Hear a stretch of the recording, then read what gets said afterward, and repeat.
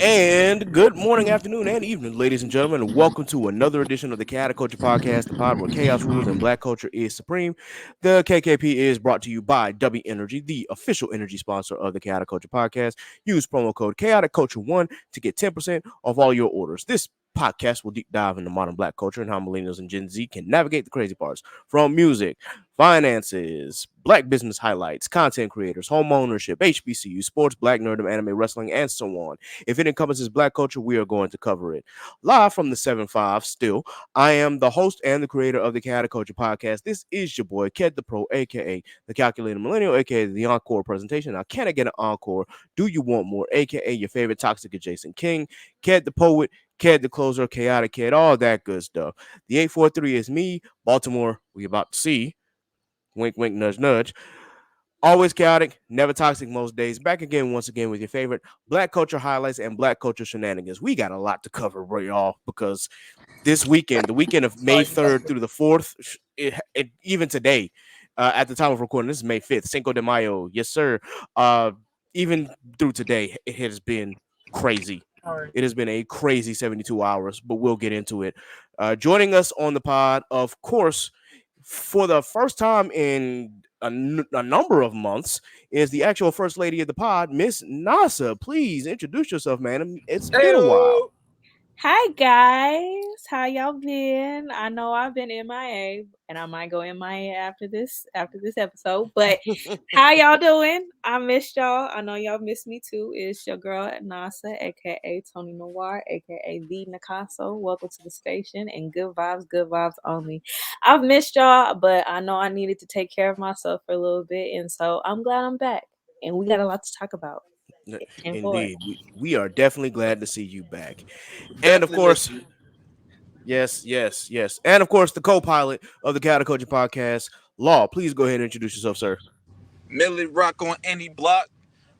What's going on, y'all? It's your boy, The Law, aka Schmurder, aka Lawrence. Back again, another week. Um, Enough with the intro. Let's get to it. All right, guys, we gonna get into it, but real quick, we got to do our mental health check. I'll go ahead. I'll go first. Mental health's been great. Things have been really looking up. Your boy got a new job. I got to transfer to Baltimore because of the new job, which I was aiming to get into the DMV anyway, and this actually kind of worked out. Granted, Baltimore's not the DMV; it's Baltimore County for those who actually live in the DMV. Yeah, what we know, but still, getting into that Maryland area is something that I was looking forward to, and I was able to make happen. So yeah, within the next few weeks, I will be getting up out of the 7-5. It's going to be different and a change, but I'm ready. I'm ready to see what God has in store. I'm ready to explore a new city. It's been a while since I've been to Baltimore in general, and I never would have imagined actually living within Baltimore or within the city limits, but we here. So things are looking up, and thank you for all the prayers and the kind words, and especially if you've been praying like I've been praying, then I definitely appreciate you guys. With that, I'm gonna go ahead and pass it over to Nasa and ask her how her mental health's been recently. My mental health has been steady. At times I feel like, during this few months, it's been, I wouldn't say trial and error, but it's definitely giving myself grace and just acknowledging the growth that is happening within me, just getting closer to God, and trying to get closer to God in the process. Um, there's still work that needs to be done. There's still work and Mhm. progress that still needs to be made, but we're making strides. And so I would definitely say I'm better than I was yesterday and the day before that and months before that. So we're good. I hear you. And that's all you can do, step by step, day by day, one foot in front of the other, and let God order your steps. Okay, absolutely. And just the journey itself has been an eye opener. There's definitely been a lot of like realizations about myself, about my discernment, about just my creative spirit of just really who I am as a person. And, I'm grateful that God has brought me this far and I know that He's going to take me further. And so, yeah. Good to hear. Good to hear. Law, how you been, bro? Man. Excuse me.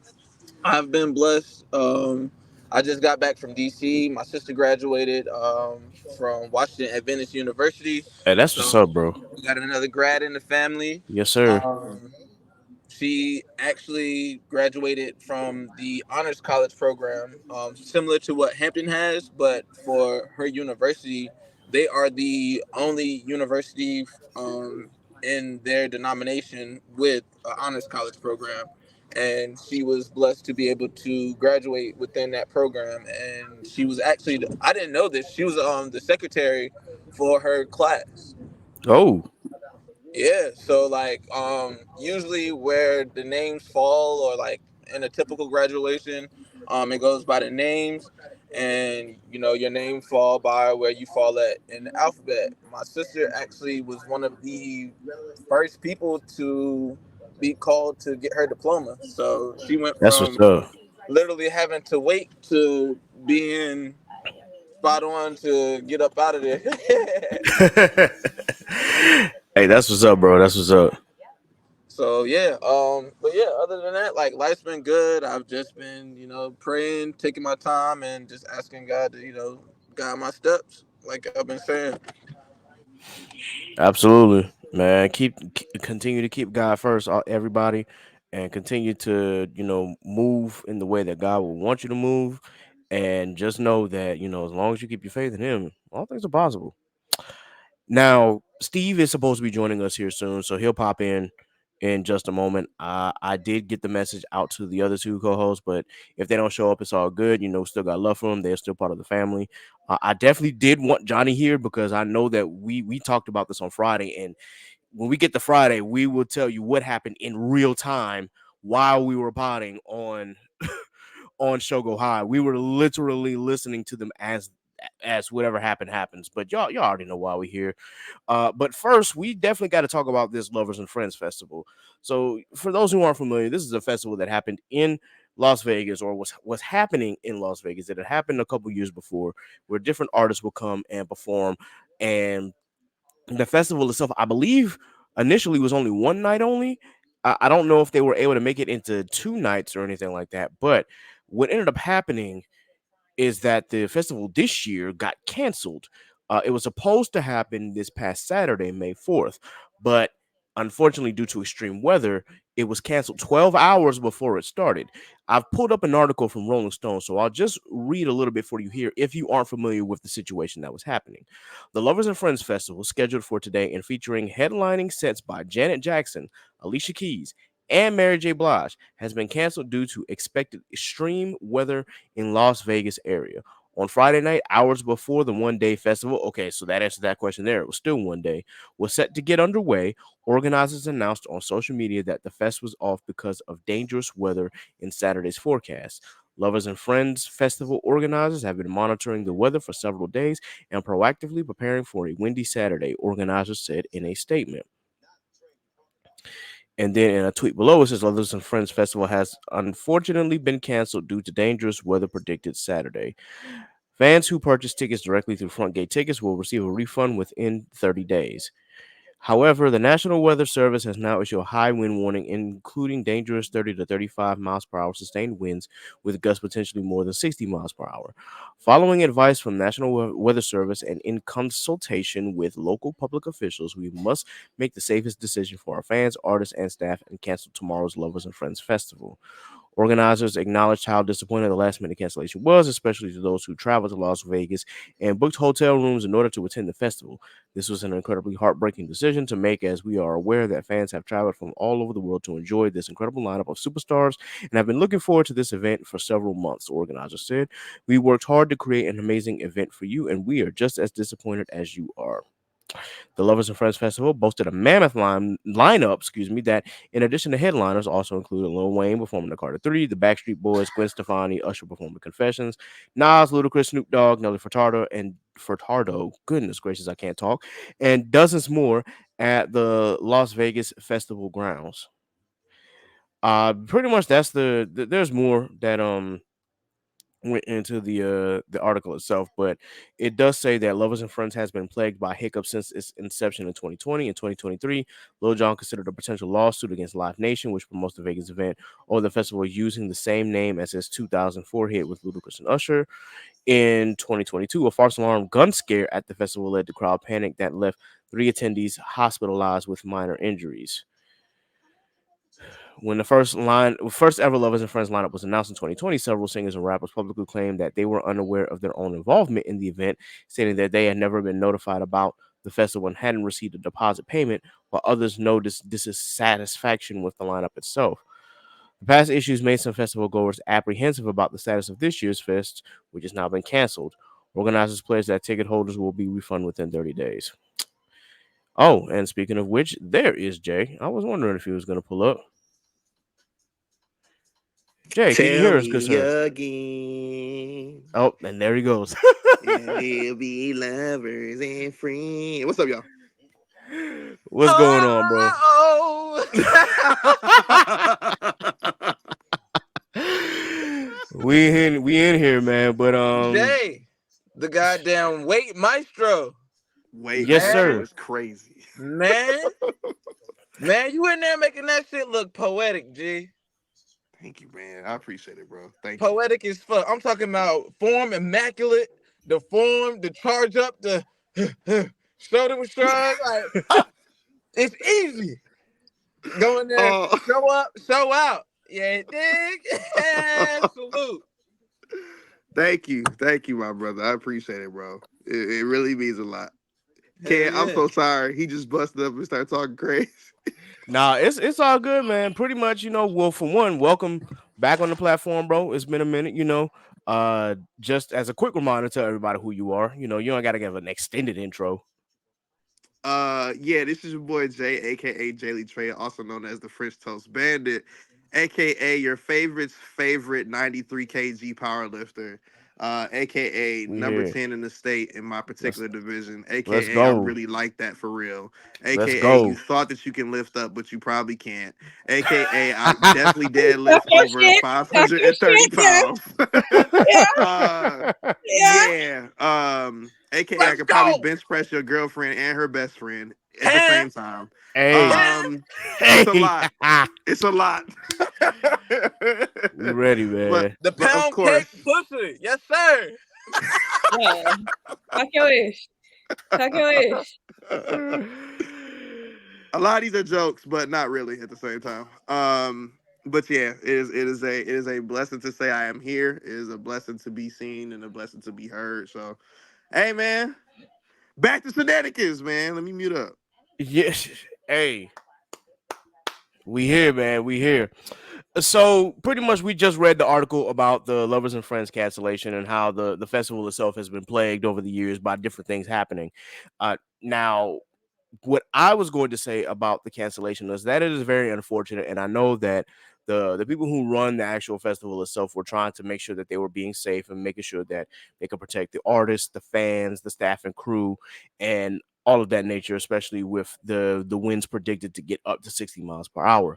My only concern with Lovers and Friends right now is that if you know that there are going to be like hiccups or inclement weather, and this could kind of go for all festivals, it shouldn't you just have like an inclement weather date that you might be able to work in with the artists themselves and maybe with your fans? I know some people may not be able to like get there at the same token, or they might have spent money and things like that, like, oh well, I spent money to come on this day and I probably won't be able to get to work on another day. But I think that there should at least be some sort of discussion about maybe having an inclement weather day, especially if the festival itself is only one day.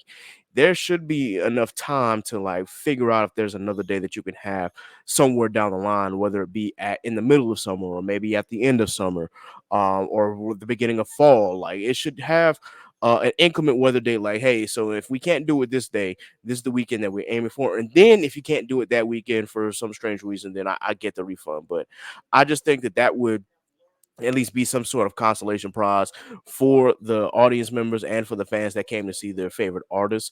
Now, if it was like an entire weekend, like something in the water, I get why you wouldn't be able to necessarily do that because that requires a lot of planning and a lot of motion in terms of um it's just it's a lot of movement going on behind the scenes, and it's like I get that you wouldn't be able to do that if it was like a 2 day or a 3 day event, but if it's just a 1 day event, then you might be able to make some adjustments and might be able to make some things work. It's just it's just crazy to hear that you are in a position where you have to cancel and then like the fans are kind of left with nothing. So it's kind of sad to hear, but I get why they did it. I'm not going to be upset because, things happen. Because things happen when something underwater came here twice. And so I get the I frustration, feel like they especially with probably. I fans. feel like with the lovers and friends. No, for sure. Like I feel like with the Lovers and Friends festival, I feel like they maybe, and this is just maybe, they should have started it off with maybe doing like a Lovers and Friends tour, like they did like the Millennial tour, so Hmm. that like in times of like the inclement weather, you still have something to show for it, because everything's going to be inside. Not a lot of commotion can happen during that, but Right. it would have been. I feel like they would have done. I feel like they would have been very successful if they just made it into a tour, or like just like a concert aspect of it instead of just making it into like a full-time festival. Hmm. That's what I was gonna bring up. So instead of having or even still, if you're gonna have it festival style, still have a backup plan. So if it doesn't go to how you see it going, you still have an inside venue. Granted, yes, that does prolong and take up a space on the long term end of it, but you still are able to cater to those who are traveling, like you said, to be able to, still attend and get their money's worth as opposed to getting refunded. Because, I mean, honestly speaking, with another cancellation, that's just sullying the name of the festival. And if you want it to get to a point where it's multiple days, like, I mean, just the names that you mentioned, a lot of people would much rather have those split up amongst multiple days as opposed to trying to get there at 9 a.m. to hear a set list that's going on at 9:30, 9:45, and trying to hear, everybody. And depending upon how long it goes, you going into the wee hours of the night, if not into the next day. Hmm. So when it comes to, and this is just me, speculating, have a backup plan, just like with a graduation situation. In Maryland, it was raining today, so they had their ceremony inside. Hmm. And I feel like that's a smart way. That's as they say, save your ass type situation where, okay, in the chance where we can't have the ceremony how we usually have it, we can bring it inside, still have everybody attend, and we can do it that way. And That's don't they have the Sphere in Vegas? Like they could have did they it do. here, Yeah, like they they in like do big stadium space. yeah, and you also got I don't know how much or how many tickets they sold, but you do also have Allegiant Stadium as well. Again, I don't know, as far as how they would be able to at least secure Allegiant for that purpose, but it's just an idea in the event when you have such a large lineup. Um, Hmm. so yeah, I think that is just to have a backup plan of some sort. I think should always be the game plan, especially when you're in, when you're with Live Nation or whether you're with another venue or another company that actually promotes these concerts and things like that. You got to make sure that, at least in my opinion, I think that it's always great to have a backup plan. Jay, did you have any thoughts, sir? Not particularly. I mean, I know from past experiences when it comes down to festivals, to your point about making like a different like date just in case time frame. Mm-hmm. I've been to Electric Forest back home in Michigan, which is a EDM or EDC type festival. So Zed, Calvin Harris, those type of music, just for people that that don't may not know.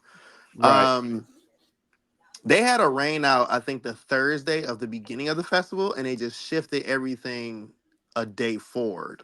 Mm-hmm. So instead of the festival being Thursday to Sunday, it was actually between Friday and Monday. And they gave us the Thursday pretty much like, you know, pay free. So you can just pull up and just be there without actually have to pay like for your lodging and stuff like that. They took that away from us and just shifted things over to the next day. So if you did check into your hotel that day or that particular time frame, you just got that day for free. Mm-hmm. Um, so they did just shift it for a day forward. I think Lovers and Friends definitely could have just shifted the time frame, but it just I don't know. For some reason, the way today's technology is, it just kind of might be easier to just issue refunds instead of making the artist change their entire plans. I mean, to be honest though, the schedule was already messed up anyway. Too much overlap. Mm-hmm. You know what I mean? But I mean, it sucks. I hate to see people not be able to experience something like that because it seems like it's been a successful festival for the last couple times they had it. So Yeah, I was for gonna say real. I got 2 points before anybody else has anything. My cousin, she went to Dreamville, and she said that she was upset because Monica was on the set list, and she said that they were like she has 30 minutes for performance, and she said that it took her basically almost 45 minutes for her to even come out, and then didn't even perform for real. And then on the opposite stage, Nicki Minaj was supposed to come out, and she took almost an hour, if not longer.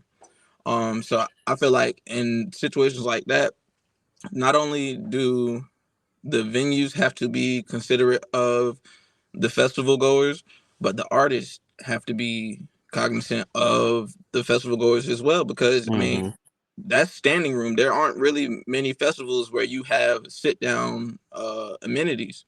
And so for you to, pay all this money to see somebody come out and they take their whole set list just to come out, and then they come out and only do 4 or 5 songs, it's like a slap in the face in a sense. And then the second point was, uh forget the second point. But that I think that I'm sorry, Keela setting in. But nah, that's just what I was thinking about on the back end of it. Just like when it comes to festivals, oh, that's what it was. 30 days for a refund is diabolical. Thirty Bruh. days. 30 I think days. I think they gave it 30 days because there was a great number of people who were supposed to be coming. So I know that when you're refunding something, it takes a while for the computers to actually like get your money back because the banks are very, very quick to take your money, but when it comes to refunding, it takes a while. And this is coming from somebody who used to work with the accounts receivables departments and everything. Like I trust me, I know how much of a pain in the ass that is. 30 days though is kind of nuts, but I'm thinking it's like that because of the volume of people that have to get their refunds. And it's going to take a while for everything to process. But that's just my thinking on that. Though I don't disagree that is still a crazy time frame. I feel I like mean, they would have been better off doing this as like a tour. Like get just you don't have to do a whole list of like R&B artists. Just get a few Mhm. and call it a day. Okay? And call it a damn day. Okay? Because when the Millennial Tour came out, let me tell you something. Up. It went up. I Okay? hear that. But like 30 days for just to give me a refund, like not to mention because you're talking about like other people are traveling. So are y'all Mhm. gonna refund me the money for this flight that I just took? I Like listen, oh, I'm thirty we right here. days? I mean, outside of like, Okay. having a quote unquote vacation day, or like if you took time out from work to book the festival, I mean, you literally just paid to fly in to wherever the event was at and sit and then fly right back. Yeah. That's why I Uh said like you got to be more considerate of the festival goers, because these are your bread and butter. You want these people to potentially come back year after year. You don't want nobody to sully the name because they had a bad experience when it came to booking. yeah, I feel that. Just to throw something else in there, it is stated that Snoop Dogg and T Pain did have like an impromptu concert at the IU Day Club and Resorts World in Las Vegas on Saturday. So a couple of artists were, able to still perform for their fans and whatnot. I don't know if it was for free or how much money it cost or anything like that, but at least they gave the fans something. But with that being said, Steve Oh has yeah, joined us, I Ja Rule believe. and Ashanti too. They performed at Live this weekend. Oh, that's great. That's great to Yep. hear that they at least did something. Steve, are you there? Yeah, I'm here, gang. What up, gang? How y'all doing? What's up, man? Hey, what's going on, man? Man, hey, how's everybody? I just came from this drunk ass brunch with my mom, but I just was like, I can't be on the pod because I know how I'm gonna get once I start drinking. I was like, I can't be on the pod with my mom in the car. But now that I'm free, let's turn up. Yes, What the fuck sir. is up? Funny as ever, boy. Funny as hell, man. Do you have any thoughts about the whole Lovers and Friends being canceled? Yeah, that's fucked up. But I mean, I get it that they said they, well, because of weather and they don't want to get sued just in case an accident happened. So that makes sense. But like, people pay for flights, people pay for hotels, all sorts of shit, and the only thing they're gonna refund them back for is the ticket. They ain't gonna give them no voucher for no extra cash. So it's kind of one of them situations where it's like, damn, it's fucked up. That's a sneeze at an Indeed. anthill. Facts, because it's in Vegas too. So none of that shit is cheap. You know what I'm saying? Like, No, folks. it's not Bruh, at all. completely. Can we National not? Can we Mall. not say Vegas right now? Because WrestleMania in Vegas next year. Hey, Plans. yes, sir. April 19th through the 20th, and it's a late start for WrestleMania because it's usually either the very end of March or like that first weekend in April. So April 19th and 20th is It's middle of Easter the month. weekend, bro. Yeah, I'm saying. I Kid, we'll link it. We yeah, gotta. we Yeah, got to. I'm trying to go Wednesday to Tuesday because SmackDown, NXT, all that. Yeah, I'm saving my money for that, man. Like I can go to different cons or something like next year. That's fine, but I'm not spending all my money on cons next year. Nope. I'm going to make WrestleMania the focus, and then I'll probably, since I'm in Baltimore, I can go to the local cons like Otakon and BlurCon, and Yep. I'll be all right. So yeah, that is going to be my focus next year is getting to WrestleMania and having that whole week. So I'm with it, man. I'm with it. I want to see you buy your first title belt. Hey, I'm definitely going to. I'm definitely going to, man. I've been wanting to get a WWE title belt for a while. My boy Trey, who lives over here, he has the not the The OG same. WWE champion. He's got the black big W, before they turned it gold and called it the undisputed Oh, WWE the world champion. heavyweight. Yeah, Gotcha. yeah, he's got that version. So, yep, I really want the current world heavyweight championship. I want the gold. That's what I want to hang on my Everything wall. is gold, bro. I want the gold too. I ain't gonna lie. Yes, sir. Same. Same. Yes, sir. And I also do like, it took a while to grow on me, but I do like the Intercontinental Championship. No, And hey, the best one they got right now, because I'm just probably mhm. gonna be my next title, is the US Championship. US is actually really, really slept on. I think it's a good looking title. It's a great looking title, bro. It's Yeah, huge. It's big as hell. right, right. All right. Well, we discussed lovers and friends, ladies and gentlemen. Let's get to the real shit that everybody came here to hear and whatnot. Oh boy, we Bop, had bop, bop, a bop, bop. I'm saying we had a whole episode talking about what's beef at the beginning of the year, and that, of course, was Megan Thee Stallion versus Onika Tanya Mirage Petty. I refuse to say her rap name right now, but either way, we had that starting off, and now we are back here again with What's Beef Part 2, and this time it includes the juggernauts of the hip hop community right now, and that is Aubrey Drake Graham versus Kendrick Lamar Duckworth. And boy, oh boy, did this I'm shit gonna say turn up. this now. BBL Drake. He should have stayed in his place. That young man should have stayed in his place. Uh, Let me tell you something. We're talking about a rapper versus a lyricist. There is no competition. We talking about a knife to a gunfight. Okay? well, Eh? Ooh, it, Okay, eh? good yeah, behavior. we gonna talk about it. We're gonna talk about it. So I know a lot of us in here are Kendrick fans. Steve is the J. Cole fan, and of course he is going to be the neutral party here because Yes, we sir. know. But J. see, the I Cole, thing wanted a is, new two he's too. king because he stayed out. He stayed and minded his business. yeah, So J. J. Cole Cole has got got my out, respect again. and we he got 100. were out while he could. a lot of people were clowning him for it, but no, No, J. Cole, thank you for staying out of this thank because you. this got bad in a hurry. Thank So you. His intuition and his discernment was on top notch. Okay. right, Hello? yeah, Big that facts. discernment was real. I I don't think it's necessarily intuition though. I think it's more so just it was like, oh, this is real. These niggas is fighting, and I'm Oh just here to yeah, spar. And discernment. Hmm. that's what that was. Because On God, I it's a don't feel literal like J. Cole definition and of when Kendrick I see had you, dirt it's on on each other, sight. so it was just hard. Yeah, True. it it really did get Fact. bad.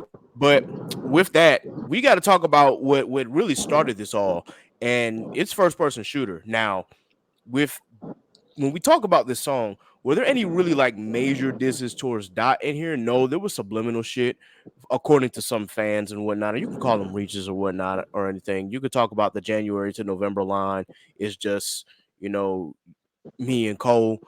That could be like a slight. We can talk about the stepping on Grammys as a doormat. That could be another slight. They're just little things, and from what we've been told is that they did reach out to get Kendrick on the song, and Kendrick, of course, declined because he does not like Drake, and he stood on business with that. Or, in my opinion, it's like, did y'all even like instead of calling for the feature, why didn't y'all just sit down and actually squash whatever animosity that you had with each other at first before trying to get him on a song? That would have made more sense to me. If this is true, this is just speculation and allegations. But from what we were told is that Kendrick declined the feature, Drake felt some sort of way, Cole kind of felt some sort of way, and then that's where this all happened. So of course, y'all who've been paying attention on YouTube, you saw my reaction for Like That, or rather my lyrical breakdown of Like That. And yeah, it is that verse by K Dot pretty much just set this whole entire thing off. We've known that Dot and Drizzy have been, subbing each other for years, but especially Drake and Dot is just like, bro, you don't want this smoke, bro. Just leave me alone. Just leave me alone. But it seems like eventually we were going to get to this point. So with that in mind, Like That happens, and now we're at push-ups. So I do want to know, if you all listen to the song, what you had first thought about push-ups, because we hadn't really got a chance to like talk about it for real, for real. I don't think it was really direct. I think it was because I listened to it before I got on here. Hmm. I don't necessarily feel like it was as direct. Like it was still kind of like subliminal, and I still feel like he was kind of like, yeah, he was directing it to Kendrick, but he was also directing What? it to people. What song did you hear? So I don't know. I mean, I'm not gonna sit here and say that it wasn't good, but it wasn't like it wasn't it didn't really hit. I don't want to say it didn't hit like it was supposed to, because I even in Like That, it I was think they all was good. I think they all was good. Yeah, it was direct. Like I think to that point too, what you're saying, I think the release schedule of push-ups kind of killed it. Yeah. There was the Yeah. AI leak at first, per se, quote unquote. There was also the uh not really releasing it to the platforms, which I think this is a generalization of this beef as well, has been just the release of the songs on the platforms has been kind of like Hmm. slow. But I think that played a little part of it too. So to Nas's point, I think it's also that. Um, it's like push-ups wasn't bad. I think push-ups was really, really good. It's just the fact of how it came out. I don't like the fact that academics is the one that did it. I don't like the No. fact that, like it's just different nuances with it. Now I'm just like, I don't like the way that released. so did academics make it known that push-ups was out? End of that 'Cause, It like, Yeah, song. so he yeah, it he premiered it like with him push-ups and yeah, Like first. That. he premiered it on his stream. Okay, so he premiered it. Okay, so Yeah, Hmm. and I was it wasn't like, even I'm like sick of direct or that. anything. I ain't like that at all. I'm also an academics hater. I'll be the first one to tell you. I don't like that Yes. dude.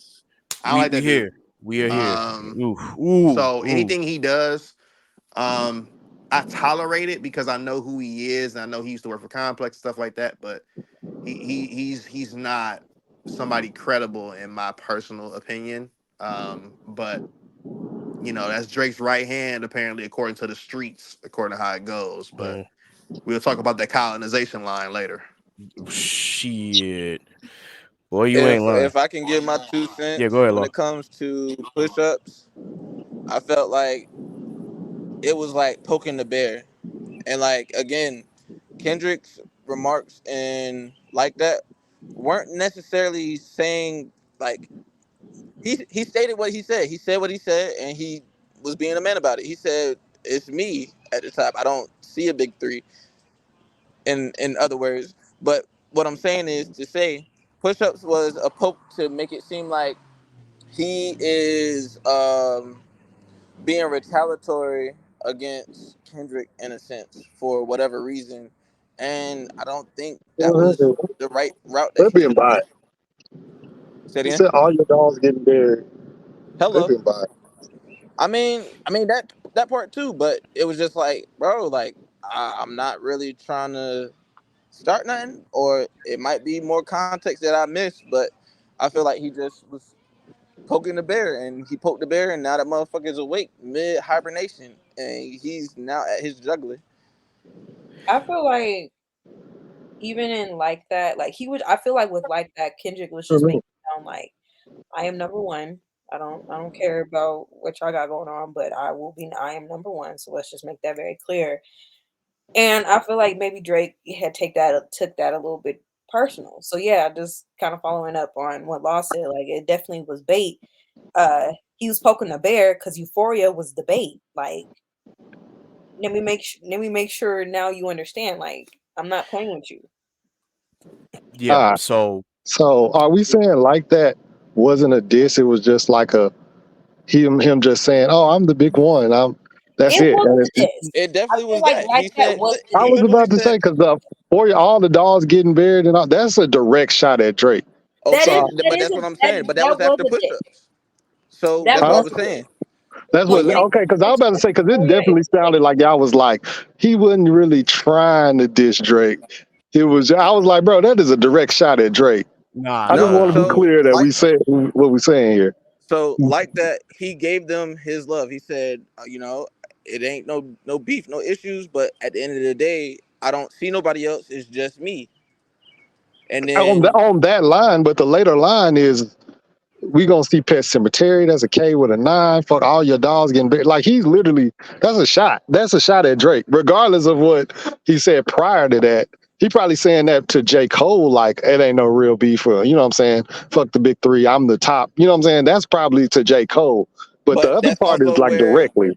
that's also where Cole rescinded his statement that he made. 7 minute drill. Yeah, that's fair. Exactly. So you feel Eh, me? That's why I was saying like Kendrick still gave his love type, but it was just like I'm just gonna set the record straight right now, and if you have a problem, then address it. And then Drake followed up with push-ups. I mean, So of course, everybody. I think everybody would have a problem if at that point, like for all your dogs getting bit. That's direct as fuck. I don't think it get more direct than that to me, without just saying Drake. But he's mhm. like, that's direct as you gonna get. You know what I'm saying? Otherwise, then it's just like, you know what I'm saying? If Drake don't say nothing, it's like if he pulled the oh, he didn't say my name, it'll be like, nigga, you scared. So I think Drake had to say something, but for push-ups, I think he needed to understand like who Kendrick Lamar is. Like, nigga, don't worry about Rick Ross and all these other niggas because to be real, I don't think that they on that level. But Kendrick is a different opponent, nigga. You need to focus. And him dissing random John Morant, like them niggas not gonna get in the booth and rap with you. Fuck them. You didn't need Rick to be. Ross warn Drake saying, "Hey, sit this one out"? Like, didn't he? Yeah, He said, "Sit he this told one Drake. out, please." He said, hey man, don't respond to Kendrick. He said that, of course, Yeah. you know. And then of course Drake gonna respond because fuck you too, because him and Rick Ross been going back and forth. But for that whole situation, like for push-ups, he should have been like only talking to Kendrick. talking to Right. everybody else like, nigga, you need to focus. And he did it again on Family Matters. It was like, nigga, stop Yeah, dissing everybody else because only one person right now is going crazy on you. yeah. Only one. We'll get to that in a second. But So I feel like a lot of this, like before we get any deeper, a lot of the Drake rhetoric comes from the fact that he really doesn't have too much material to actually be able to make Kendrick a main focus or staple. You feel me? So that's why he Yeah. has to bring in other people to kind of hype it up more than what it actually is. Because right now, like you said, like that was a statement mainly at Drake. I agree with you on that. But Push ups. wasn't there also a remix with like that? So With was Push Up Kanye. so was yeah, with Kanye, so wasn't there like so maybe with Push Up, like was he trying to like also because he was also trying to address Kendrick, but he was also trying to address anybody else who had made a diss record before, like after, like that, it's like yeah. So with push-ups, Drake is pretty much he's addressing Kendrick, of course, but then he goes on to address Metro in his beef, Future and his beef, and this is before Rick Ross dropped his diss track, Champagne Moments, a few hours after this. But he did like call Rick Ross out after Rick Ross unfollowed them when when They Don't Trust You dropped. And of course, Rick told him that the reason why he unfollowed is because he sent a cease and desist to uh French Montana. And so that's what kicked off that, though there was probably some animosity beforehand. I think that there was some animosity beforehand, but this was just the straw that broke the camel's back for Rick. But that being said, push-ups, in my opinion, was, or let me go back, like that was like a verbal jab, like, I'm just coming at Drake personally. What I noticed about push-ups was that Drake mentioned his fiance Whitney, and it's like, Drake, did you not learn this lesson the last time? Why do you have to get personal to, you know, make a beef or to actually verbally spar with somebody? You don't have to mention their wives or their family. Keep their names out of their mouth, which would bring us to Euphoria. But still, if that was what I was thinking, and I thought Push-Ups was a good song too, but just in my head, I'm thinking like, bro, I know that Whitney was also like a double entendre for Whitney Houston and the Bodyguard and shit like that. But for me, it was like, bro, you do not need to be mentioning people's wives, fiancés, or anybody in their family because you don't want that smoke. You so taking it's it a all safe step to too say that far. Drake started it. It's safe to say that Drake started it because Kendrick was gonna say this was all fun and games, nigga, until you brought my wife up. Now I'm about to get your ass. And that's why Euphoria came out. He was like, "Yo, we trying to keep this about rap. We trying to keep this, you know, about verbally sparring with each other. Keep the families out of it." And then that's where we get to Act One. Well, this is where we get to Euphoria. We're already in Act One at this point. So with Euphoria, man, it's a lot of Easter eggs in this song, y'all. If y'all have ever gotten a chance to listen to it, and it's trying to get number one on the Billboard charts right now. It's going up against Million Dollar Baby, which is a fire song, by the way. But Absolutely. yeah, it is. When Euphoria dropped, it dropped randomly 8:24 a.m. Pacific daylight time on a Tuesday, just out of nowhere. And unlike the situation with how push-ups dropped, where you got the leak, the AI leak, and then of course the premiere on uh that nigga stream, and then the official release a week later. Now you get Euphoria, which in real response to when uh like that dropped, I believe it was like what, not like that, but when push-ups dropped, Euphoria was a response, I believe, 17 days later. And I wanted to mention this to everybody out there because people were baiting Kendrick like, oh, it's been 1, 2, 3, 5 days, or it's been a week since Kendrick hasn't responded and things like that. And I'm like, bro, y'all gave Drake 3 weeks before push-ups. Why are y'all That not man Kendrick was preparing. yeah, but and that's what Yeah, I was getting to. It was like, he made why like would y'all? 30 songs in that time. That's a I'm fact. saying, like, On y'all soul. didn't afford Kendrick that same time frame. It's like y'all really want to rush this nigga, and of course that meant that Drake ended up dropping Tailor Made Freestyle on top of that. And the reason why I don't really want to talk about that is because again, how we feel about AI and things like that. It's an okay song to me, but I didn't respect it because it's like, bro, you're using Pac's voice to try and diss his hero, and I just don't like the way he went about that. That's just Don't forget my Snoop personal too. opinion. Yeah, and he did it with Snoop as well. But I did like Drake's standalone verse. I thought, yo, if you Facts. just did it without the AI, I'm cool. But the fact that you threw AI in there of a dead man who can't speak for himself and did it like that, it just seemed like so tasteless, especially because when we talk about AI, I've already said like AI ain't going anywhere. It's a part of the culture now. Well, it's a part of our society now. I just don't like the fact that it's being used in music because then that could lead to a whole snowball effect of some serious shit. But that being said, I still thought that the freestyle was all right, but it was just done in very poor taste. And of course, Pox Estate came and told him to take it down. So of course he had to take it down. And then Drake started trolling on, Instagram like, oh, Kendrick's not gonna respond, wore the Compton Community College shirt and shit like that. It was if for Drake, it just seemed like, okay, Drake is trolling just to troll. We get it, we get it. We know who he is. That's King what he Petty, does. bro. You know what I'm Yeah, saying? he's trying to be King Petty. And then again, Euphoria drops. And it's like, okay, well, it's still technically we're still in the fun and games phase because Euphoria definitely has some gems in there, but I just want to know, okay, what was everybody's thoughts about Euphoria when you first heard it? Euphoria was dope. I really, really liked it.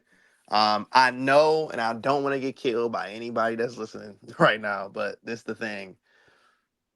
And I shout out the court for saying this too on Twitter. Shout out the court from Sugar High. Listen, if we get a bop out of this, out of any of these songs, it's a plus for the fans, okay? Mm-hmm. Euphoria was literally a bop, for sure. You can play that in the car. It was all over the place. It was on XM radio. It was on regular radio. It was on Pandora. If you was on Pandora, like you couldn't escape the song. It And was on I think NBA on TNT. exactly, like you know what I'm saying. Like it was. I think the impact of that song was literally like one of the best like diss tracks in a while. Like Mm-hmm. Euphoria was really that good. Um, and I'm not taking nothing away from the Taylor Made freestyle. I'm not taking nothing away from push ups, but you know, after Euphoria, it was like, okay, like you said some legitimate stuff in here, and Drake will have to respond a certain way. And when we get to it, we'll get to it. Oh, wait a minute. Side note: did anybody know that he did another Family Matters freestyle off that same beat from Take Care that Kendrick did the verse on? Yeah, On off the Buried Alive Yeah, joint. I think a lot of people forgot about that. When we get to it, we'll get to it. But there was two Mm-hmm. disses in one. So you got Fame Matters and you got that other Buried Alive remix, whatever you want to call it. But back to the point of Euphoria. Euphoria was great. Like everybody was playing it. It was a hit. We was like, yo, okay, fire. Like, yeah, it had me. It was 10 out of 10 for me. I think this is when I thought they tied one for one. Mm-hmm. Yeah, maybe two for two. Because if you count like that, then it's two for two at this point. Because then you have the Taylor Made joint, you got push ups. I think you're both tied two for two here.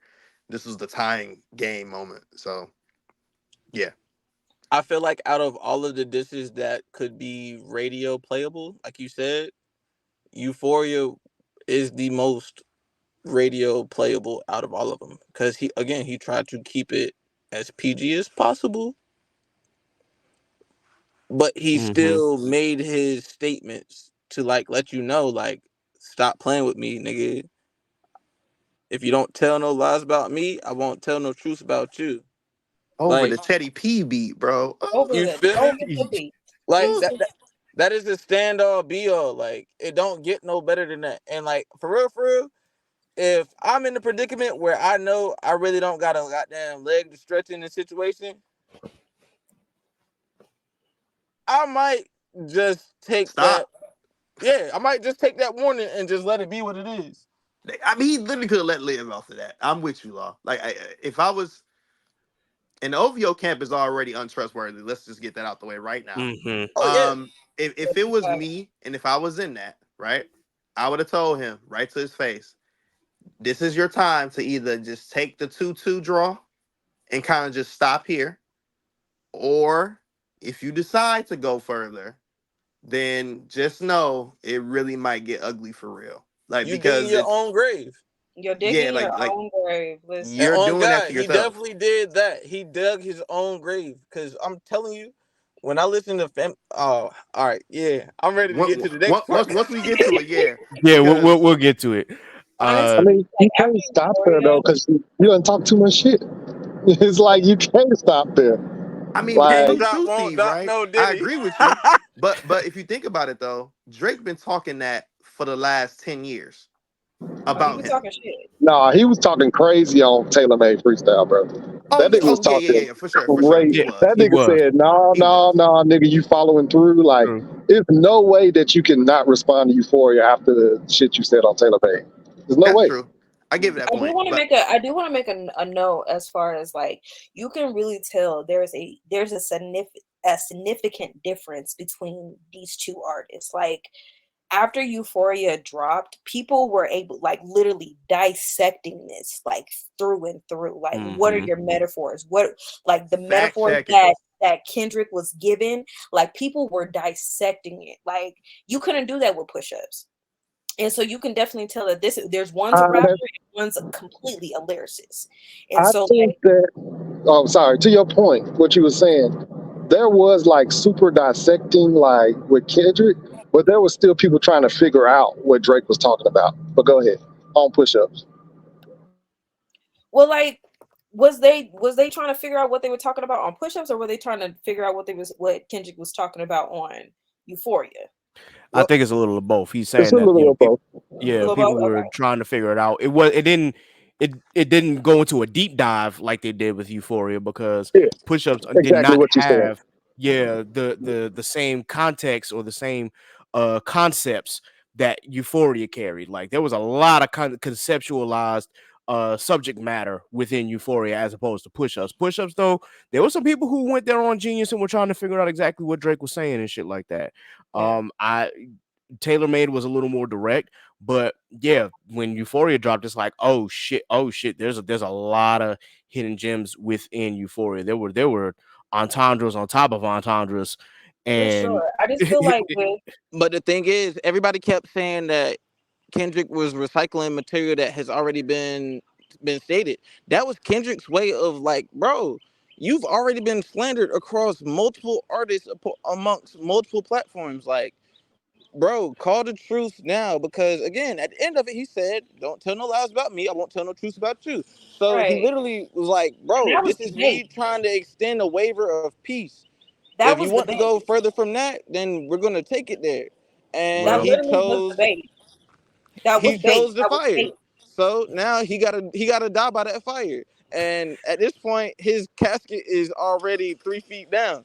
You feel me? If he Right. responds after these next two acts, then yeah, he's a dummy, and that might be all for Aubrey. Like I well, really do feel like a Euphoria was a bait, like was just bait. Like okay, let's keep it PG. You feel me? But every other diss after that was all right. I don't warned you. Drop, drop, drop, drop. this nigga Jay. But to Trying everybody's to point, keep I it think PG. I don't know if Euphoria was like PG, but it wasn't across the line. This is K Dot is like, yo, keep it rap. He said this is a friendly fade, which we know fades ain't friendly, but this is telling him like, yo, Let's this keep we it not cute. Euphoria had jokes. yeah, Let's we just keep here it like cute. we not going deep, we We not getting too personal. We just, you know, making it a competition. But if you want to go there, we can go there. When I see you Exactly. stand by Sexy Red, I believe you see two bad Too bad. bitches. I believe you don't like Listen, women as real listen, competition. You might as well pop ass with them. Let's listen. speak on percentage. Show me your splits. I'll make sure y'all double back with you. You were signed to a nigga that signed to a nigga that said he was signed to that nigga. What? He was joking. That's crazy. He was joking. Oh, let me be honest. He would be To be politically honest correct. with He was y'all, jousting. on my first listen, oh, go ahead, Jay. My bad. No, I was saying he was jousting. Try cease and desist on like that record Oh, what? You ain't like that record? Back to back. I like that Like that record. I'm gonna record. get back to that for the record, bro. He was Well, playing. he was He was playing with playing, it. bro. Like I memorized that whole song. Almost My like bad, Steve. Go lyrical ahead, bro. gymnastics. He's like, I'm going to play with you.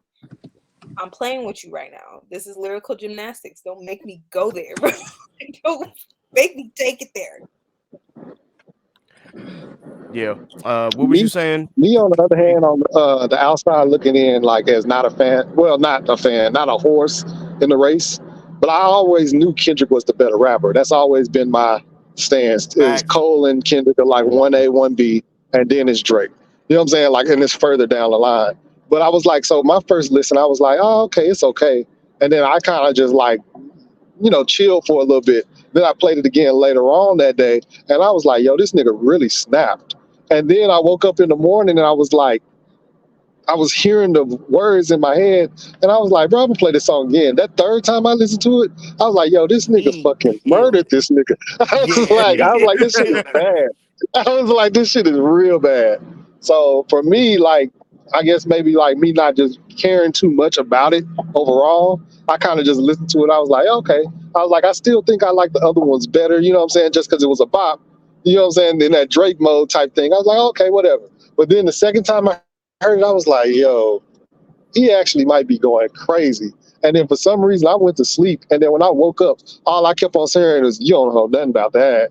I just kept saying that in my head. And I was like, bro, I got to run that back. And I played it again. I was like, yo, he going crazy. And then that's Steve, when to I your Bro. was all point, like, bro, what you just said about the nothing about that part.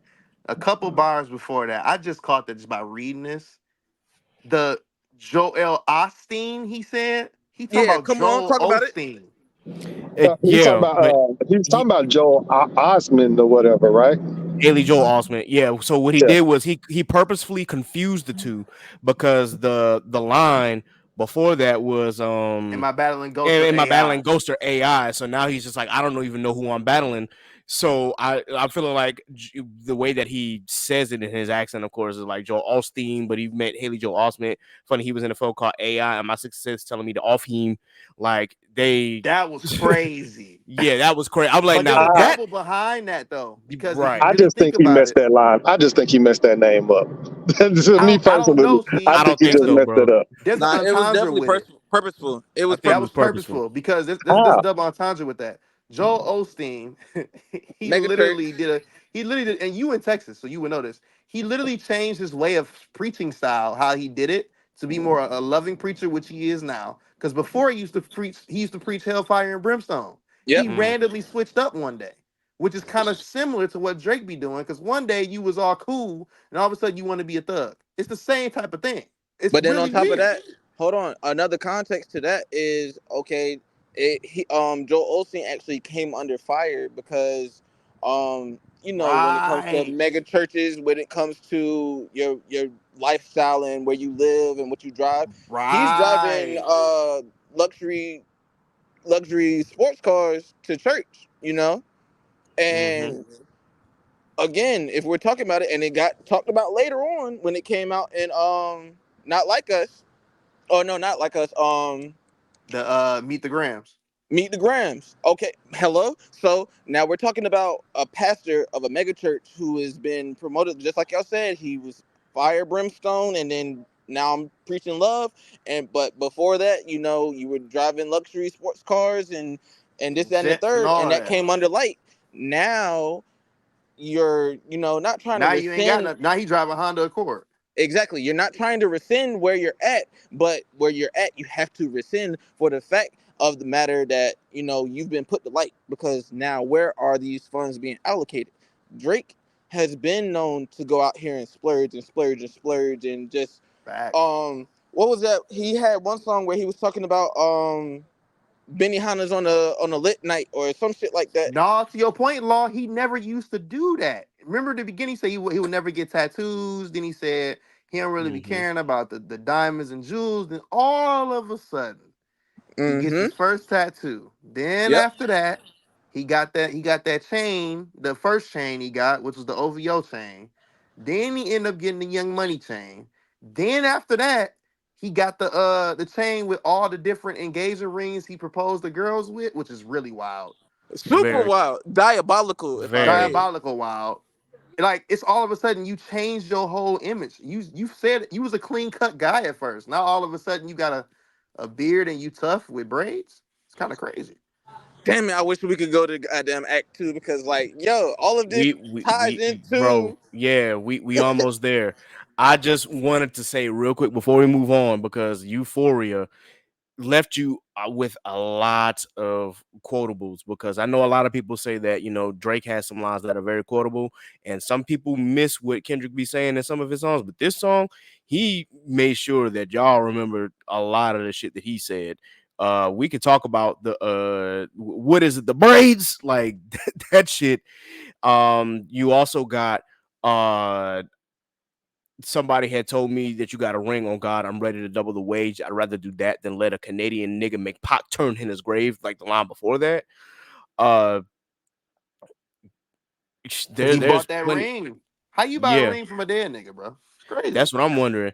The whole uh, I love him to death in an 8 bars. I'll explain that phrase. Is nothing nobody can tell me. I don't want to talk on no silly, huh? I got language berries, huh? It's no accent. You can tell me, huh?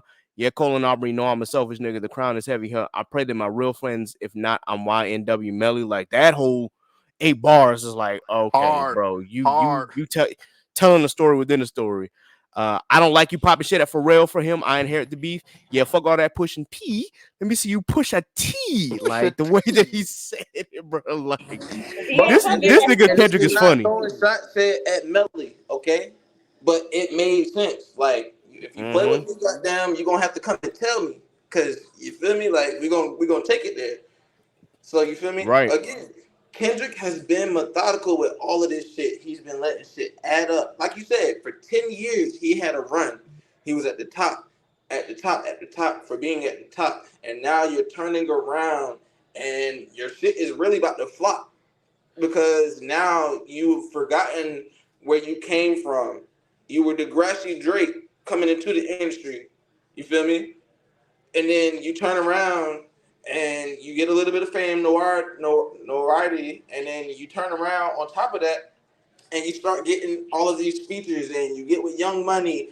And even Wayne said it like, when you come in this industry, don't change shit about you. Mm-hmm. Rap what you gonna rap for you. You don't gotta rap what I'm rapping. You don't gotta rap about the lifestyle, no nothing.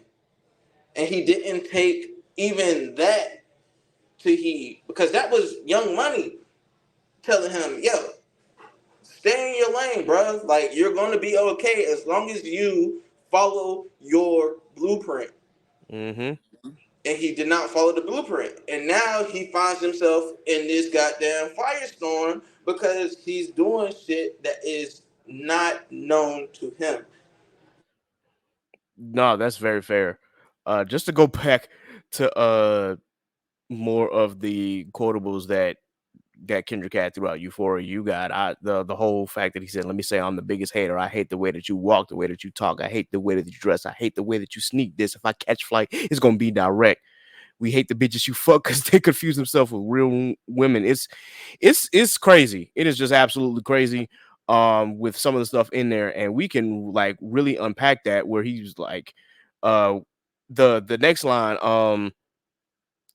yeah, my first one, like my last one, is a classic. You don't have one. Let your core audience stomach that. Then tell them where you got your abs from. V12 is a fast one. Bow, bow, bow. Last one. I didn't catch that V12 part until I did my deep dive. I was like, okay, the V12, he's talking about like a fast car, right?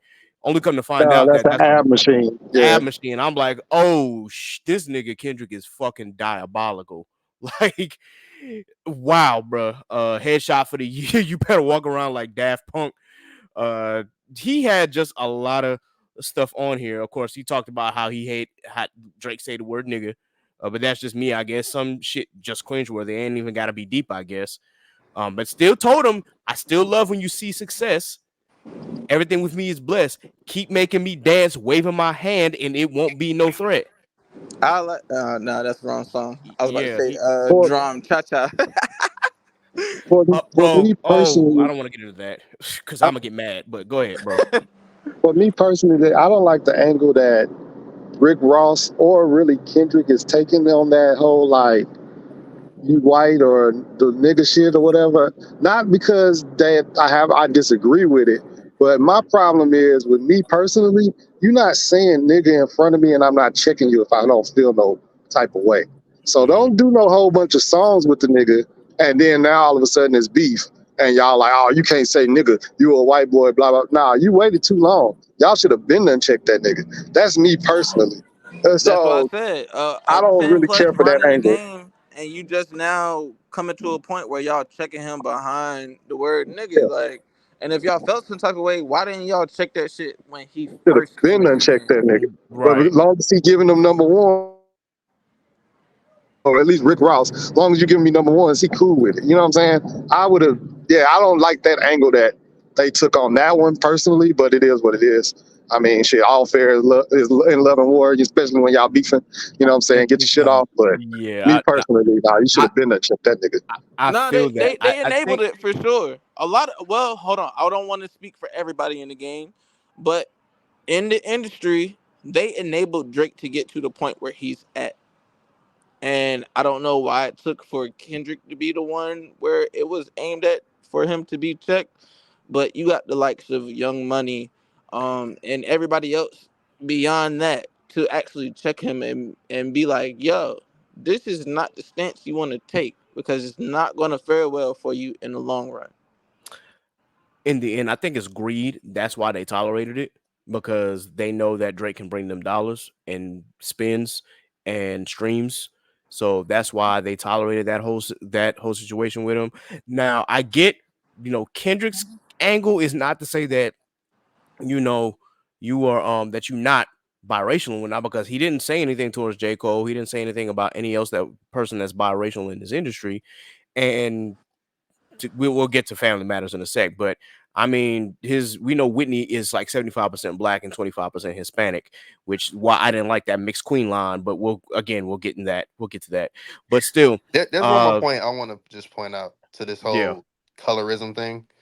Hmm. Um, this is the only angle I don't like, and this is from anybody. This not just from Kendrick. This not just from Rick Ross.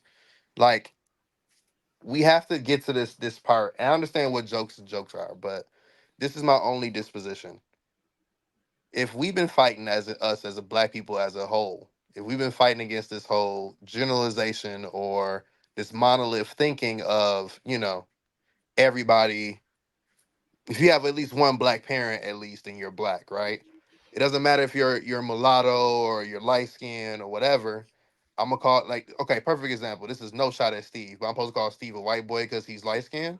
That's crazy. It doesn't really make No, sense no, to no. me. That's absolutely crazy, and I get that angle as well. Yeah, I I don't I like think that. yeah, I think Kendrick took that angle because he sees Drake as you say that that you're part of the culture, but then the way that you move is questionable That on the makes sense outside. though. I think that's why he's just like, bro, it's the way that you move outside of rap.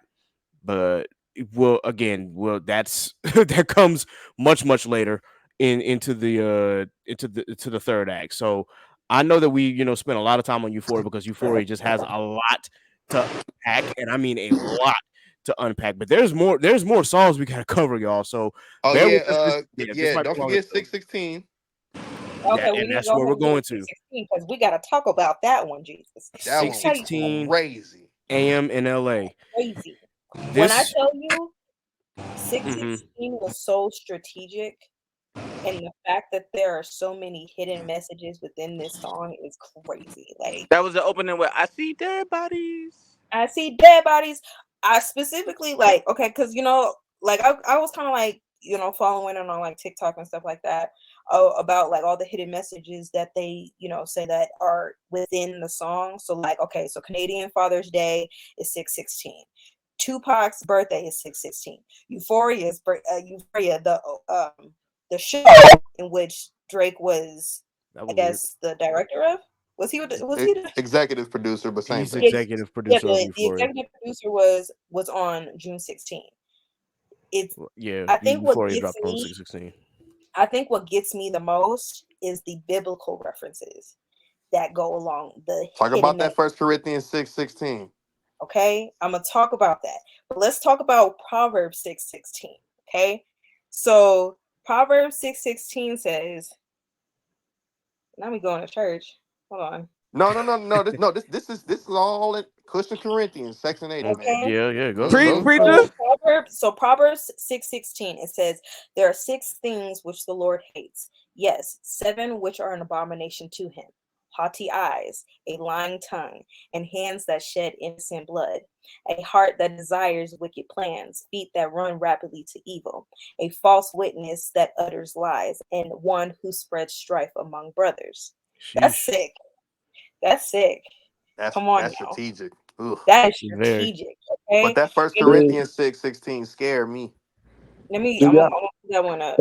You I said saw So like hold 9 on. different Bible verses. So do y'all think that that's really what it is, or do y'all think that's just the fans It's deep been dive of confirmed. No, Christian because It's doctrine? been confirmed. Who's it I been was gonna confirmed ask by? to the pod. Do y'all So feel like he it meant was a that quad, it the was a quad entendre? Hold on, yeah, hold on, yeah, hold on, hold on, hold on. Too many people talking at one time. my bad. Yeah, yeah. It was What's going on? I forgot her particular name, but she used to be the main journalist for Rockefeller Records, but now she's one of the main journalists for Rock Nation and also Universal. She's like the main hip hop person to do it. But she used to work. I have to get the tweet for you, Steve. But she confirmed all six of what NASA said already. One of them was the Proverbs one. The second one, which was First Corinthians 6:16, which I'll read real quick, which is quote. And don't you realize that if a man joins himself to a prostitute, he becomes one body with her? Question mark. For the scriptures say, and I quote, the two are united into one. This Jesus. this this references the fact of Drake's child's mother was a sex worker slash prostitute. So Church, It also references the fact that his baby mother to Adonis is a porn star. yep. church, Check. The alleged daughter that he has was with a bartender or was with a was it is it I think it was a Haitian American, allegedly a Haitian Allegedly. American, Yeah. um confirmed, unconfirmed, but yeah, unconfirmed um bottle waitress. church. It's it's scary work. And this is I like I don't said, agree with Steve, I'll send you the that. tweet for Y'all sure. got to send it to me because I don't agree with none of that. Only one that I think that I agree with, which is what I saw, was fucking was it Daylit was all like at 6:16 he says we don't want to hear you say nigga no more. That's the only thing that makes like to say that he tied 15, 20 different things is crazy. And then like when I saw somebody posting like, oh yeah, the glove meme, it's gotta be OJ and all this other stuff. And then when they zoom out, it's fucking Drake's actually outfit. You know what I'm saying? It's like, bro, like it's just us deep diving harder than the artist actually I intended to. mean, but those, but that's why I feel like they were saying that these were just hidden messages. We're not necessarily saying that. I don't think people were saying like this is what he actually meant, but these are hidden messages that basically align with what has been said. So if Drake is saying false narratives and stuff like that, Proverbs 6:16 is saying, okay, these are the things that God does not, or that kind of go align with that. If they're saying that in First Corinthians that okay, like you are now one with somebody who's a prostitute, it lines up because Drake ain't had nothing but prostitutes as his baby mamas, allegedly. So Right. But if Allegedly. you're saying that you're not sure that that is not Drake's message, it's just a hidden message. I mean, Drake's message, it's not Kendrick necessarily his message, but it's just a hidden message. Then I mean, it's not necessarily a hidden message. It's just something we made up. Like, not necessarily we made up, but it's something we dug and dug I and put dug I and put the found. tweet into the chat though, Steve, and let me actually quote her and let me say it right. Journalist Somia Kershaw-Murthy. She Mm-hmm. she she is the one that's worked for higher publications for sure. The source as well. That's another thing too. But confirmed for sure. She was like the six-time entendre of the June 16th Pac birthday joint, the Father's Day June 16th, the start of the People versus O.J. Simpson trial June 16th. The June 16th was the funeral of Nicole Brown Simpson. The Euphoria show premiere was on June 16th, and for sure the Corinthians 616 joint. So It was a lot into one. I see Steve cut out. He'll probably be back in just a sec.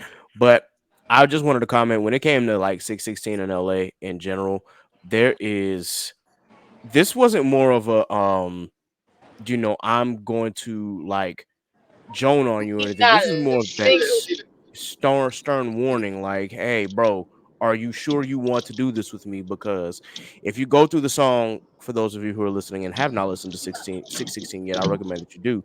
But he starts off just saying, like, this is my life, this is what I've been doing. He addressed the apartment in New York, like, yo, I'll be going to Brooklyn to get pizza, bro. Like this is what my life's trifecta: money, morals, and culture. Oh, he clicked the link.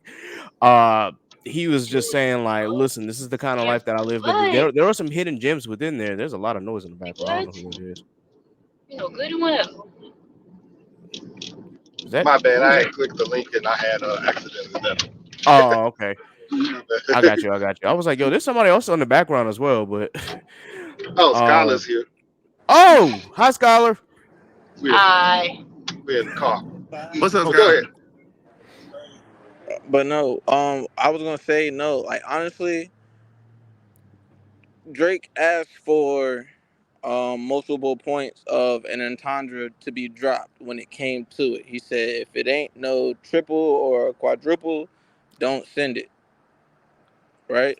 Well, So 616 was like a preview type glimpse. If he didn't already get it 2 tracks before that, and mm-hmm. if hold on, if Euphoria didn't give it to you, 616 was just like the final, like, all right, this is my chance at making amends.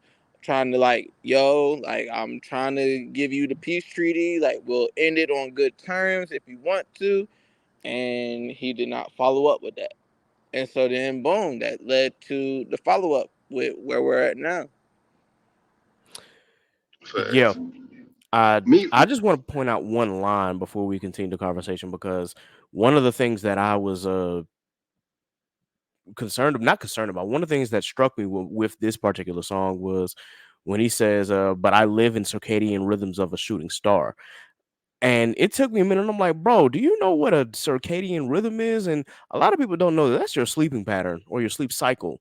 And Exactly. so that, and it's like now that we've got what we've got, it makes a whole lot more sense. But back then, and I say back then, like this didn't happen a couple of days ago. But when he first dropped it on Friday, I wasn't exactly sure what he was talking about. More specifically, like is he referring to himself as the star? Um, and what was he necessarily like referring to with those circadian rhythms? Was he just talking about his sleep pattern? Was he talking about Drake's sleep pattern? I don't know, but I thought that was a very interesting bar the first time he said it. And then but really as he was talking throughout this, he was literally just giving us a glimpse into his life again. He's talked about Estelle before, and we're not sure if Estelle is like somebody in his family. I'm thinking that's his grandmother, but we don't really know. And we just get a lot of the stuff about him right before we get to the real meat and potatoes of it, and he's just like, uh, I, I, the mannerisms of Raphael, I can heal and give you art, but the industry's cooked as I pick the carcass apart. And this is another warning. He even mentions Akin or AK or academics, Livingston Allen, that nigga. He even mentions them in the next line. Yeah, somebody's line. I can see the vibes on Ack. Even he looking compromised. Let's peel the layers back. Ain't no brownie points for beating your chest, harassing ant. Like because Drake would go get on social media and harass his manager, and he's just like, bro, why are you harassing him? The smoke is with me. Why are you trolling with another person? Like we should be right here, and you out here attacking people that have shit to do with this. because he Because don't want the again, smoke for real. He don't want the smoke for real. So let me go ahead and deflect and go to other people just so I can like I you know. said earlier, he doesn't have the ammunition to come at Kendrick 100%. He's just going to be able to facts. deflect and just do what he can to make a stir to try to stir the pot. Drake was already buried after Euphoria. Mm-hmm. If I'm being honest, he was buried at Euphoria, and so then he made another track to come at him on the whatever. Like after goddamn push ups, I stopped listening to the Drake responses, because it's just like now, like you're not even really coming with any type of ammunition. You're literally just, what is it, being passive aggressive. You're being passive aggressive to the actual topic of the fact that you're getting cooked right now, and all the shit that you've been doing is now coming to light, and you actually were giving a pardon to stop the bullshit before it even arose, and now you're at the point where the shit is now a blossoming rose, and goddamn Kendrick is about to hand this to you as he puts you 6 feet under. This literally was a warning, but I only feel like I really do feel like the only reason why Drake has responded in the first place, I feel like he's only responding because he didn't respond the first time he got this was Pusha T. So Mm. now he got to make up for the shit. And it's not working in his favor, god damn it. Like it's not working in his favor. He's being cooked, literally. And honestly, I mean, we talked about this last week on Hit Mob, bro. I was like, I thought it was gonna be the opposite. I thought Kendrick was gonna put out something like Euphoria, which was super fire, and I thought Drake was just gonna try to step on it and just keep putting out disses to keep stepping on it. I did not expect it to go the opposite of that, because Hmm. basically, as soon as Drake responded with Family Matters, Kendrick just was like, "Nope, step on that," and dropped this bullshit. Boom. Yeah, Like, he just and kept stepping on it. bro, we are gonna get to that real quick because yeah, when we talk about 6:16 a.m., this is letting Drake know this is a warning before you step over that line. Think about what you about to do, because he mentioned in the song that there are leaks in your camp, and he goes on to talk about the 100 niggas, and then excuse me, but going into the 100 niggas that's next to you, um if somebody leaking your shit, bro, and I got some shit on you for real, and I'm gonna pull up the bar that where he said, "Have you ever thought that OVO was working for me? Fake bullies, I hate bullies. You must be a terrible person. We can't Tusi slide up out of this one. It's just gonna resurface." That I thought that was a very clever Funny line. as hell. Yeah. Yeah, no, and it's ironic as fuck because he named the track 616 in LA, which if Hmm. y'all know Drake's catalog, he has a time Timestamp records. frame.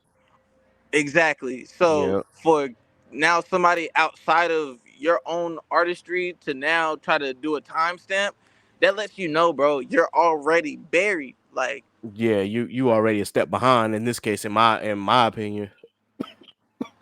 Goodness, excuse me, y'all. I Hey, don't know brother, what's you're been okay, happening. brother? No, I'm good, brother. I'm good, brother. I'm good. Don't say, brother. he's caught up Jesus. on the bullshit, brother. But another line that he said as well. I'm sorry, I live a boring life. I love peace, but war ready if the world is ready to see you bleed. Like he's letting Drake know, don't play with me, bro. Like I'm ready to go to war for this. Saying 100 niggas that you got on salary, and 20 of them want you as a casualty, and one of them is actually next to you, and two of them is practically tired of your lifestyle, just don't got the audacity to tell you. And then he goes on to talk about the game that Drake plays that we just talked about. You playing dirty with propaganda, it'll blow up on you. You playing nerdy with Zach B and Twitter bots, but your reality can't be hide behind Wi-Fi. Your little memes is losing steam. They figured you out. The forced opinions is not convincing. Y'all need a new route. He literally was warning him, like, bro, you can play this internet game with me if you want to. I don't play those internet games. You using Twitter bots and people in your camp to try and push the narrative that that I'm losing, or that I don't want the smoke or anything like this. Nah, you need to chill out. And doing all this meme shit, I don't play these games, bro. I get on This wax. definitely was a warning. This definitely Yeah, was. this was, Euphoria was the joke track, but he was still warning him, like, yo, let's keep it rap. But this one is bro, The official somebody warning. leaked your song to me, because as we figured out later. Somebody leaked your song to me, bro. You do not want to do this with me. Keep it rap. And before you step over that line, he said, before you figure that you're not alone, ask what would Mike do. Boy, that was a harrowing warning of what was to come. Any quick thoughts again on 616 before we move on to Family Matters?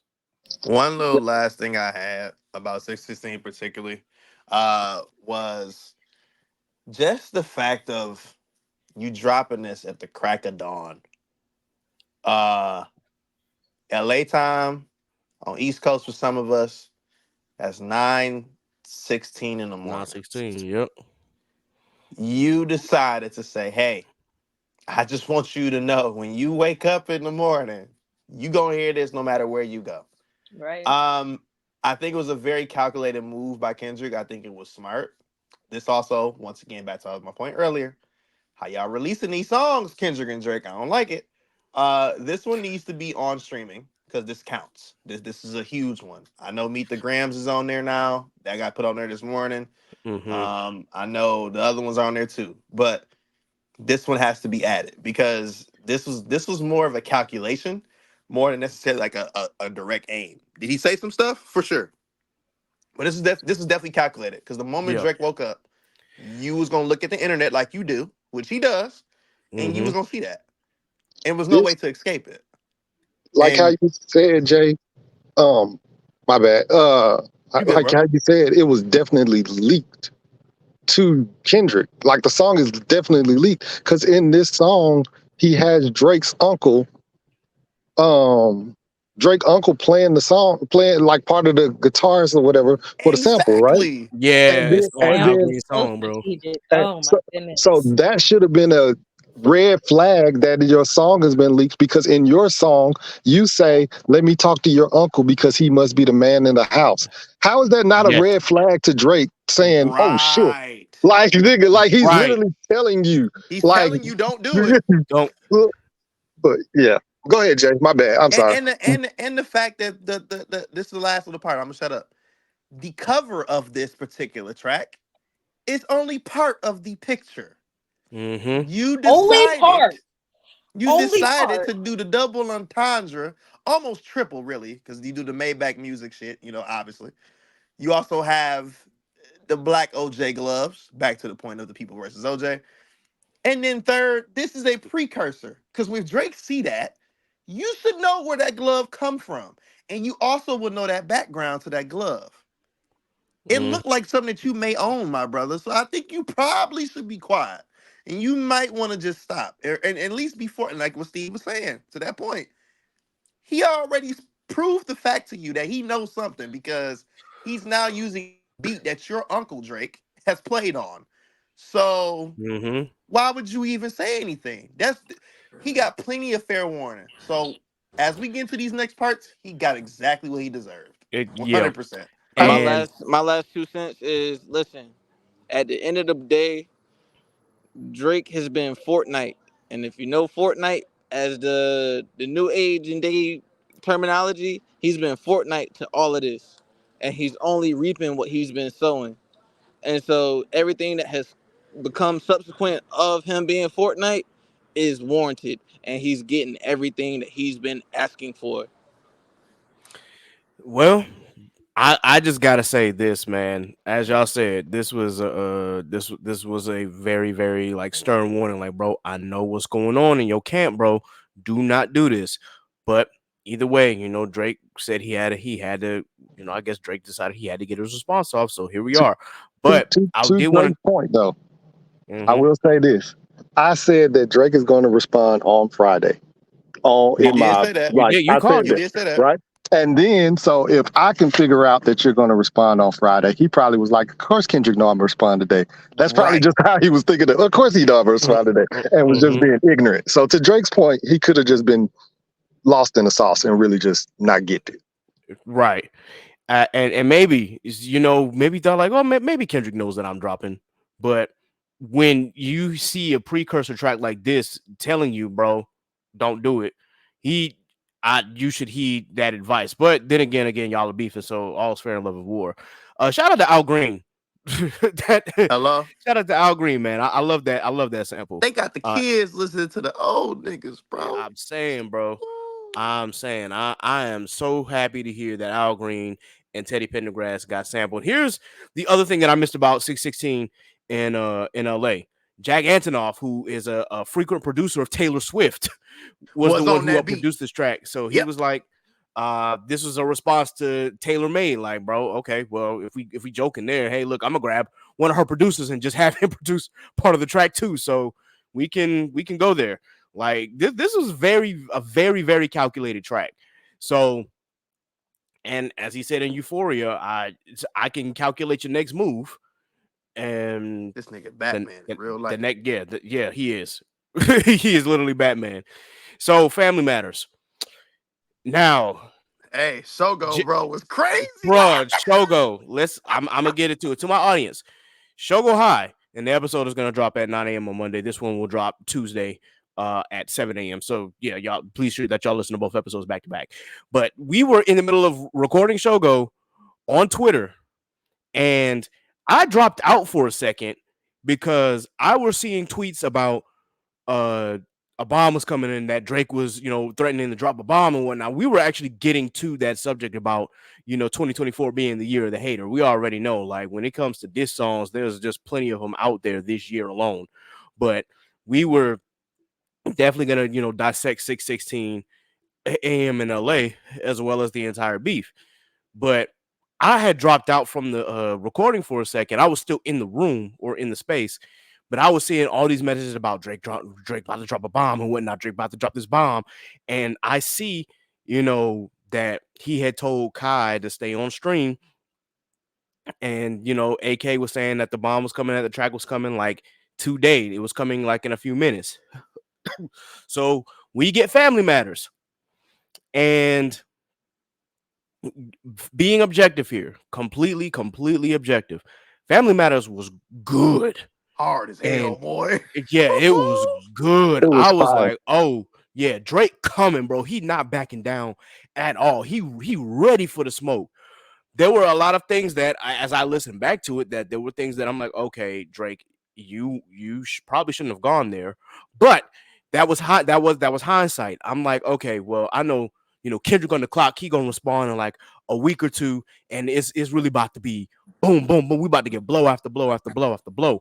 I'm ready for this, bro, and I was just so floored by what we were hearing on Family Matters. Just a lot of the stuff that Drake was talking about. Bro, I'm the like, oh, video. bro, yeah, the video itself, I'm like, yo, and then that's when we, as a pod, we decided to like watch together, because I was watching it, and then when y'all decided, hey, we gonna play this shit right now, that's when I came back like, yo, I'm just gonna listen with y'all, because I was already listening to it ahead of time.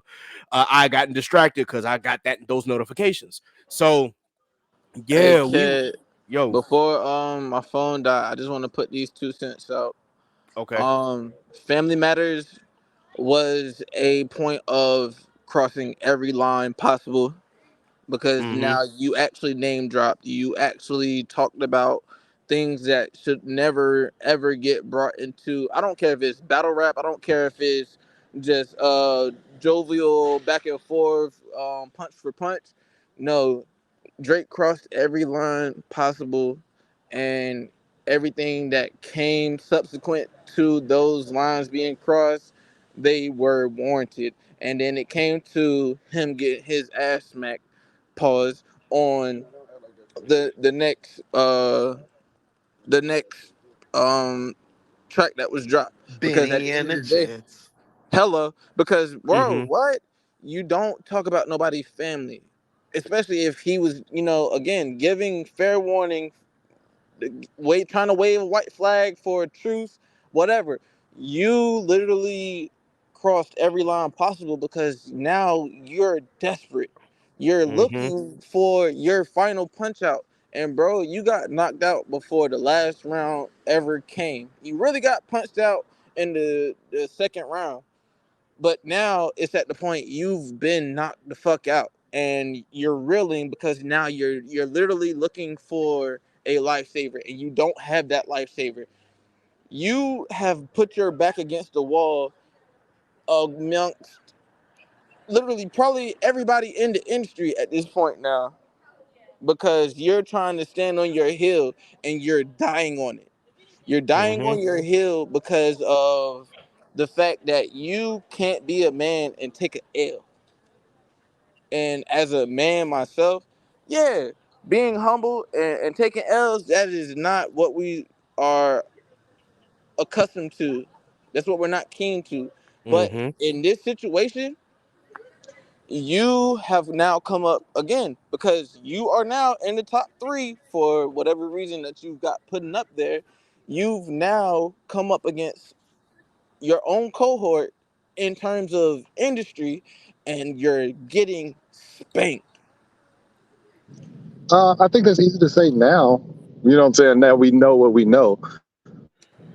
Because at Now, first I we yeah, was just mean, thinking, is it what me we know personally, now, we was or thinking, have we already known it though?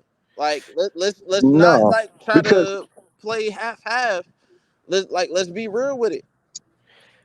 well, being real, like you said, that he already had lost or crossed the line. Drake said at the beginning of that song, we could have kept the kids out of this. You know what I'm saying? So that was Drake saying we could have kept the kids out of this. So maybe he felt like from his side that Kendrick crossed the line first. You know what I'm No, saying? Now, I obviously, I think we all agree. You talking about his wife, you crossed the line first. nah, you That crossed right. the line first, so it's definitely like you throwing rocks and then trying to hide your hand. Now it's all of a sudden we could have kept kids out of it. Well, you could have kept my entire family out of it. So now it's Yeah, And big that's glass also it. house. to It's a that big glass point, house. yeah, in Euphoria, he didn't necessarily call out Adonis on anything or say that he did anything bad. He just said that you are a bad father. You know, Yeah. he's like, Exactly. I'm Again, taking care of my son. You're not doing that. But You that's Phil you don't that's know talking nothing something. about about that. the parent, the parents. He n- never he not never the said wife. Adonis as a name. No, I don't like that either though, because like you don't know what I'm doing behind closed doors with my kids. You know what I'm saying? Like No, no, regardless, no. you I get that. You know, know that's what I'm why I saying? like. Yeah, it's just We the don't fact know that I what had to go up we against don't that know what first you're Drake doing line where he said, behind "Mention closed my doors. seed." I'm like, he didn't mention your seed. He mentioned you. But continue. Go We off. yeah, we don't know what you're doing behind closed doors, but apparently those 20 other people that work with you do. So But I'm And, yeah, and they like, felt it pertinent enough to bring up Kendrick family. So now, like, okay, if we're really gonna attack the fire with gasoline, now this is the perfect point. and And fair he exchange gave ain't never been and no he rock. gave you the So pardon by saying, "Don't tell no lies about me, and I won't tell no truth about you." I don't Kendrick know. was methodical with this shit. He already knew what the fuck was going on. He was trying to spare him. He And, was you did trying to have spare called him a him. master manipulator. Like and Mhm. you're not gonna manipulate your way out of this. Yeah, yeah, no, that's literally like if I go outside and I talk shit to somebody random, knowing damn well that I ain't got no fire behind me to goddamn stand at them 10 toes. Guess what? I gotta goddamn stand on my heel. Drake is dying on his heel this because he thought that he was wrong, and then all the like you said, or like how it has been said within this recording, his people in his camp want to see him bleed. And Kendrick has already said that. That's where I'm at with it. Like he is so far gone, there's no coming back. Unless So he far gone. actually if he and again, if he can find some point of being able to like come back, he'll come back. But where I view it and I see it is it's a done deal. Signed, sealed, oh, delivered, he's gone. of Get him course out of now. here. But Three strikes, he's out. in that moment, just like Ted said, we thought we was getting another week until Kendrick. Like we all thought that. So in that moment, we was like, "Damn, this nigga Drake, he clapped back, and now we got to sit here another 3 days, 4 days, a week, whatever we thought." Because we didn't think that another disc was coming back 10 minutes later. We just thought Mhm. in that moment, I'm sorry. I don't think everybody, because obviously y'all feel how y'all feel. But a lot of us was like, shit, we finna have a battle. You know what I'm saying? Like, we And finna have a battle. Like If I we could be thought, honest, I feel like at Euphoria, Kendrick already had 2 to 3, maybe even 5 tracks already lined up to drop, just in case there was another rebuttal. So apparently, with all of the apparently Euphoria was actually supposed to be 19 minutes. So that could be the reason why there are multiple tracks in, like just how you said, lot there's multiple tracks lined up, because it was supposed to be originally 19 minutes. But with Euphoria, 6 a.m., Meet the Grams, and in Meet the Grams, that totals up to 16 minutes, almost 16 minutes. And so now he just drops Not Like Us, so that could be that final total. I think, but to that point, I after hearing "Not Like Us," I feel as though Kendrick has more. But he said he got let's five yeah, plus five, which is right. 10. Yeah, he got But 10 songs. we before we even get that far, we still got. I just wanted to dissect the song "Family Matters" first because I wanted to be fair and I wanted to talk about specifically when the track dropped and how what our reaction was. I Did I have two think that points. yeah, did I think that it was a bomb? Not necessarily. No. There were a couple of things that did stick out for me in that track. And the fact that, Drake did slide on it. Like, I ain't even gonna hold you. I'm like, yo, if I'm really bobbing my head to this. Okay, I see. Drake is. It feels like in the past that Drake was not inspired anymore, and this rap battle woke him up. Like, okay, maybe I need to actually start rapping for real. So that's just how I interpret that. And he came with it on Family Matters. He did not uh he did not hold back on it. But um go ahead, Jay. I'm gonna let you get your points off, and then I'm gonna drop some of mine. Yeah. Two things. One thing I can say with this track for sure, even listen to it live on Show High Time and also re-listen to it again after the show was over. Mm-hmm. Um, this was the best Drake has rapped for me, in my personal opinion, since If This Is Too Late and Nothing Was the Same Time. Okay, so he has not rapped like this since then. Um, if this what it takes, this is what it takes. So I applaud him for responding the way that he did. He did it direct. He didn't do it through no DJ academics. He did it directly to YouTube because that's how everything else has been dropping. It was through YouTube lately. So Mm-hmm. you went right to YouTube. You ain't go through no streamer. You ain't do none of that. You went right to it. So Right. I give him kudos on that. Number two, this is something I think all the rap beefs need to take this into account. Okay, we live in a time where people like to read captions. We are anime niggas as well in this chat. So, um, putting captions of the lyrics made a hell of a difference. I'm sorry. Mm-hmm. Putting captions to those lyrics and also the visuals, it really took it to a different notch. And I do want to point this out. The visual to Family Matters, we're talking 80 million now. The song itself, at least on Spotify numbers, is only at 4 million. So the video just hits that much more for a lot of people. And I think part of it too is because you actually reading what he's saying. There's Yep. no if, ands, or buts. Genius can't get it wrong. It's literally copy and paste. Yep. That's all you got to do. Um, so I do want to say those two parts because we haven't seen Drake that hungry before in a long time. Mm-hmm. And number two, it's the fact of you took into account all the other things, which is obviously him still being a pop star, a superstar, but you take into these things like you have a visual with this now.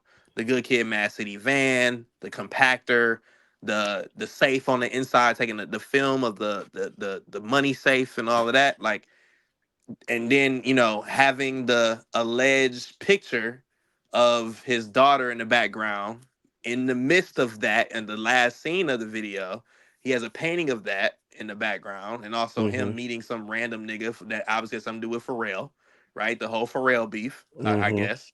It's a lot of different nuances and things that's in there that you have to take account into that song. And to also add the last little part, the Buried Alive joint, right? Like the Buried Alive, he really, it sounded like Drake wrote that for Kendrick originally. That's what it sounds like to me now. Mm-hmm. Which is part of the reason why he said I gave you your first number one hit, which is kind of interesting. So I'm just like, aha, which is I think it's a double entendre because Take Care feature. You was the first major concert that you was on Drake's tour. Kendrick's first major tour was on Drake's tour as a special guest. And then third, Poetic Justice was Kendrick's first number one single.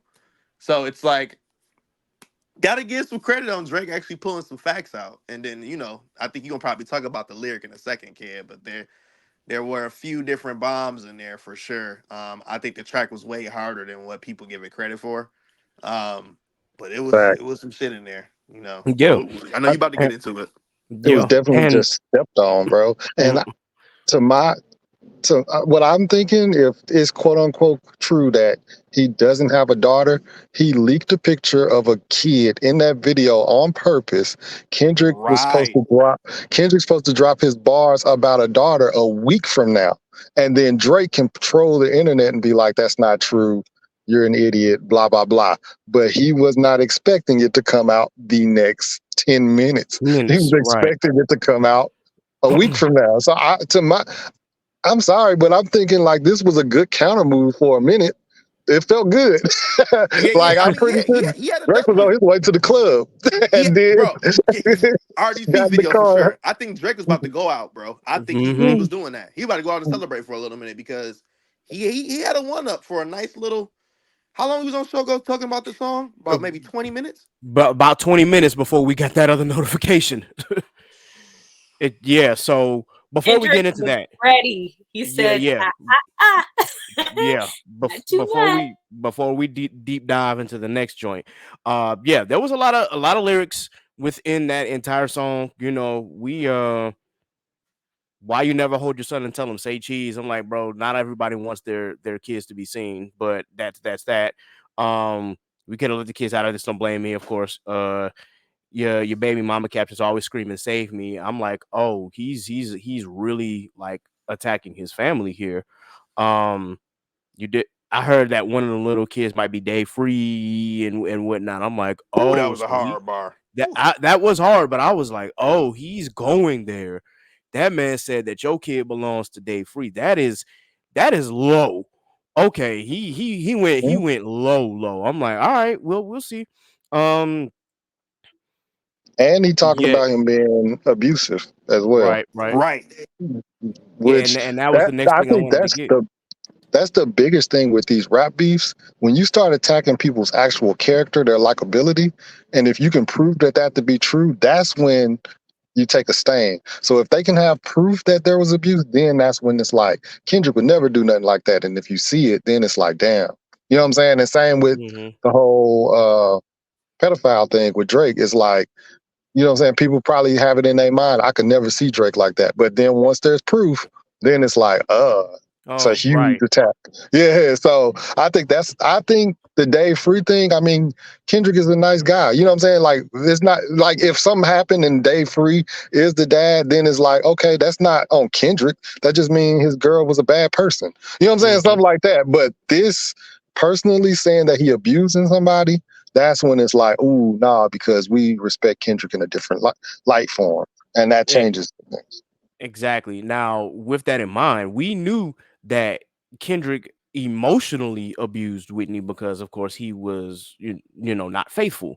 So when it came to the Dave Free line, I kind of was like, well, if she did sleep with Dave Free, then I'm honestly, you can't really be mad because Kendrick admitted to not being faithful to her either. Didn't It's he? Yeah, like I was gonna say, didn't he already discuss that in Mr. Morale? So he it's like, did discuss that in Mr. Morale, which a lot of the points that Drake was making was that came from Mr. Morale, which Kendrick again had predicted would happen. He's like, bro, you attacking the family front because you heard Mr. Morale. Like, okay, we Kendrick has never been shy about what's been going on in his life. As a matter of fact, all albums, maybe with the exception of Section 80, the most, all of his albums have really been like an introspect into his personal life. So he's never been shy about that. But we didn't hear anything about physical abuse, though someone did mention that he might have talked about it a little bit in Mother I Sober. So I'm gonna have to go back and listen to that to see if Or I the if I Breakfast caught it. Club interview. He kind Yeah, of, I guess he tried to deflect it a little bit, but still to this day, this is back to the point of he still got to address that yeah, because he that, still has to. yeah, you got to clear it So up. and me being a Kendrick fan, like I'm like, yo, bro, you definitely gotta address this. Like you gotta get in front of, you gotta talk about it because there's no way to like we can avoid that. But there was still a lot of things that I thought Drake should not have done in this track. One, I know that you have beef with everybody else, but have smoke strictly for Kendrick. Kendrick got on Euphoria and has smoke strictly for you. On Family Matters, you once again attacked Rick Ross, attacked Metro, and attacked The Weeknd because The Weeknd was on We Still Don't Trust You too, obviously. And But ASAP. yeah, and ASAP. On top of that, you attacked ASAP. I'm like, bro, when it comes to this, like, stop taking the takeover route, bro. Go strictly for The one Kendrick. that's killing you. Yeah, the one that's got your number right now, bro. Like go for him. Everybody else, you can address them separately on a separate diss track if you got to. You can be like, okay, this track is strictly for Kendrick. Everybody else, I got y'all on another track. I ain't even worried about y'all right now. Which is And this which man, is crazy because he said mhm, he would do that on that joint, the AI joint. He yeah, was all like, the rest of y'all just wait on it, y'all getting it too. So I was thinking he was really gonna get to them later, like you said. Well, go ahead, bro. yeah, no, you bringing the facts. And then the other thing was at the end of the second part of Family Matters, where he's like he was going on vacation. I hope next time you niggas like or better prepared. I thought, that was great, but at the same time, little did we know what was about to happen next. But still, the entire disc, where he pretty much like with part three, he attacked Kendrick and whatnot. Like, oh, he opened his mouth. Someone go hand him a Grammy right now. Like, we get that joke. I'm like, okay, cool. But the where you said the where's your uncle at? Because I want to talk to the man in the house because we know that Kendrick has a trans uncle, and that was really I thought that was a nice dig. But then, as Jay mentioned, like, bro, he had your uncle on the 6:16 a.m. in LA track. Wow, that's calculated. Yeah, But kind of calculated and weird, buddy. yeah, and then of course he said you called the Tupac estate and begged them to sue me and get that shit down. I'm like, I don't think Kendrick had to do a damn thing with that, bro. Like, I think Tupac's estate was really just like, get that shit taken off, bro. You can't talk about cease and desist when you out here sending cease and desist yourself. Like, that was the other thing about it. He said your daddy got robbed by Top, you stunning Wayne like father, like son. I'm like, well, he talked about that too already. There was just a lot of things that I thought that, okay, Drake, you could have attacked him in a different way about that because but as we said, these songs are not about bringing up new information. Sometimes you just gotta attack them for what you have.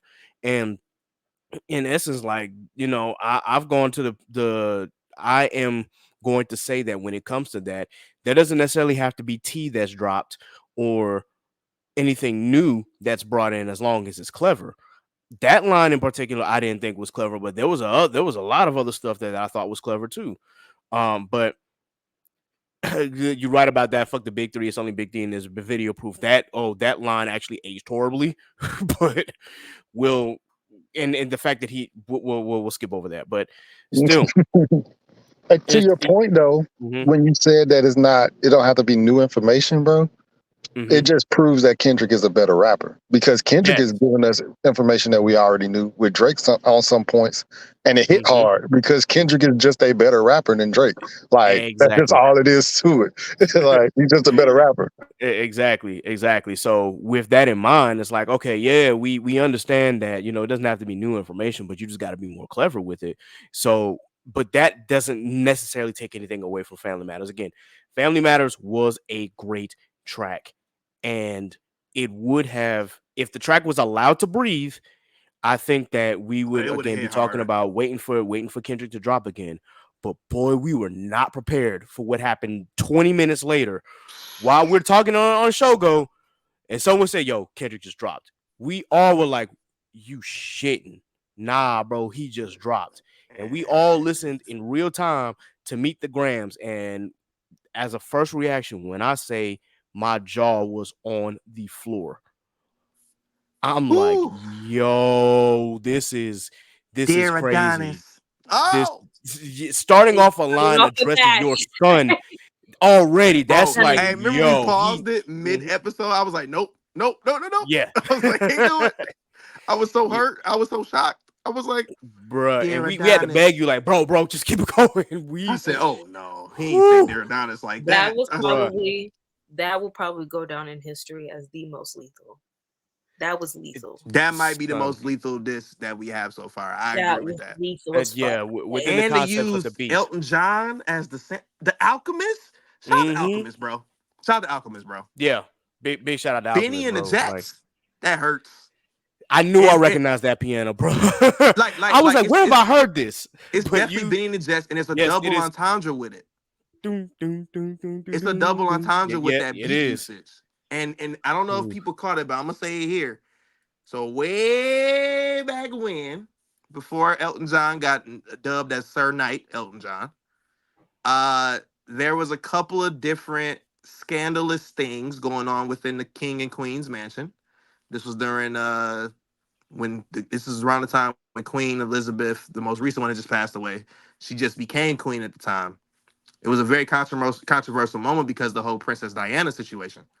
So all of that was encompassing the fact of, because they didn't really want to give Elton John the Sir title yet, because they try to claim themselves that Elton John was a child molester of some sort, and come Mm-hmm. to find out he was not.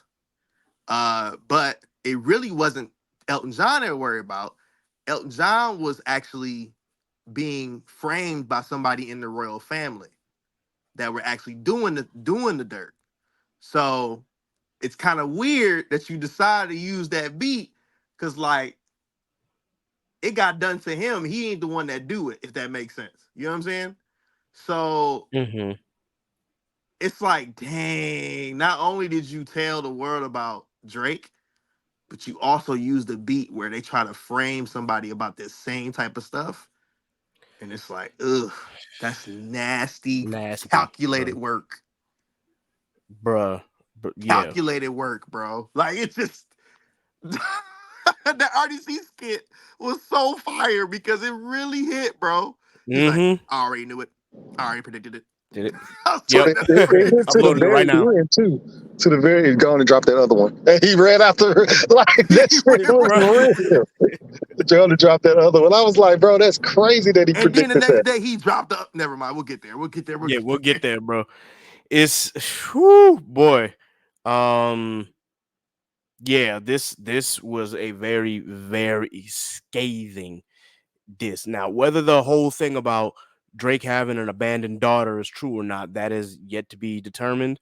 But just the stuff that came within the track itself, outside of that, it's like, yo, Kendrick ain't playing fair no more.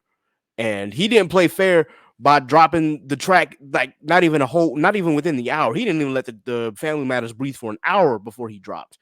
That should tell you right there, like, yo, that was calculated, bro. Drake, He you got knew. away. I was like, Yeah, yo, he he knew. knew, bro. He He knew. knew what He was knew. coming. So Mm. we could we could dissect this over and over again, but to keep it short for those who haven't, listened to the song for whatever reason, first off, he's addressing Adonis, which is Drake's child, um, telling him your man is your father is not a real man. He's not a responsive father. Uh, I, I look at him and wish your grandpa would have wore a condom. That right there was like, oh, I boy, think what got that's a me, I think what got me for real is when he said, "Adonis, you're not gonna understand this now, but listen to this song when you're 18, bro." mm-hmm, He want to mentor his son, He Lord. son, said, Do bruh. you, what? That man said, he "Don't said, leave "Let your me Let man me mentor pissed be. you. on your Let You're me not be leg. gonna Piccolo. understand it Let now, me but be when you Piccolo. become You Let can me be 18, be Gohan. Piccolo while you go, hon. That is wow, wow. when you become 18, Wait. start come holler at me." You know what? That's the album cover for Shogo tomorrow. I gotta upload that. I'm gonna put a Yeah. picture of Piccolo and Um, Gohan together. Makes sense. and it's crazy because one of the other lines that stuck out to me when he's addressing Adonis, he said, "Never fall in the escort business. That's bad religion. Please remember, you could be a bitch even if you got bitches." That's one. That's a real blow because it's like, bro, there are dudes who are not, and I hate to use the B word, but I'm just paraphrasing. But there are dudes who get women but are still terrible people, and so the fact that he did that and addressed the fact that he didn't want his son to fall into the escort business because that's technically how he was brought into this world, is that your mom is a porn star, bro. So yeah, there's that. That's Oh Jesus. that's heavy. It hurts. Yeah, Nah. that's heavy. The one that hit me was, son, don't ever let nobody piss on your leg. You either Like, die, you aim for their head. Like, and people like forgot about that, bro. People forgot that T.I.'s man pissed on this man, bro. Like, people forgot about it. It went away. Yo, the fact that he Nasty yeah, even work. brought that up, that's like, yo, oh, ooh, like I'm sitting here like, yo, I forgot about that shit. I'm literally saying it in my head. he had to be getting held at gunpoint, bro. He Yeah. Oh had God. to. Like, there's no way somebody peeing on your leg and you just like, it's fine. This is fine. Mm-hmm. Like, so he had to be getting held at gunpoint. Big Meech himself must have been there. Like, something had to be going on for this nigga to like just let that shit slide because ain't Yeah. no fucking way. That man said, even if it don't benefit your goals, do some push-ups, get some discipline. Don't cut them corners like your daddy did. Fuck what Ozempic did. He was like, yo, get some real abs, my boy. Don't pay to play with them Brazilians. Get a gym membership. Ouch. Oh man, that is just like wow, bro.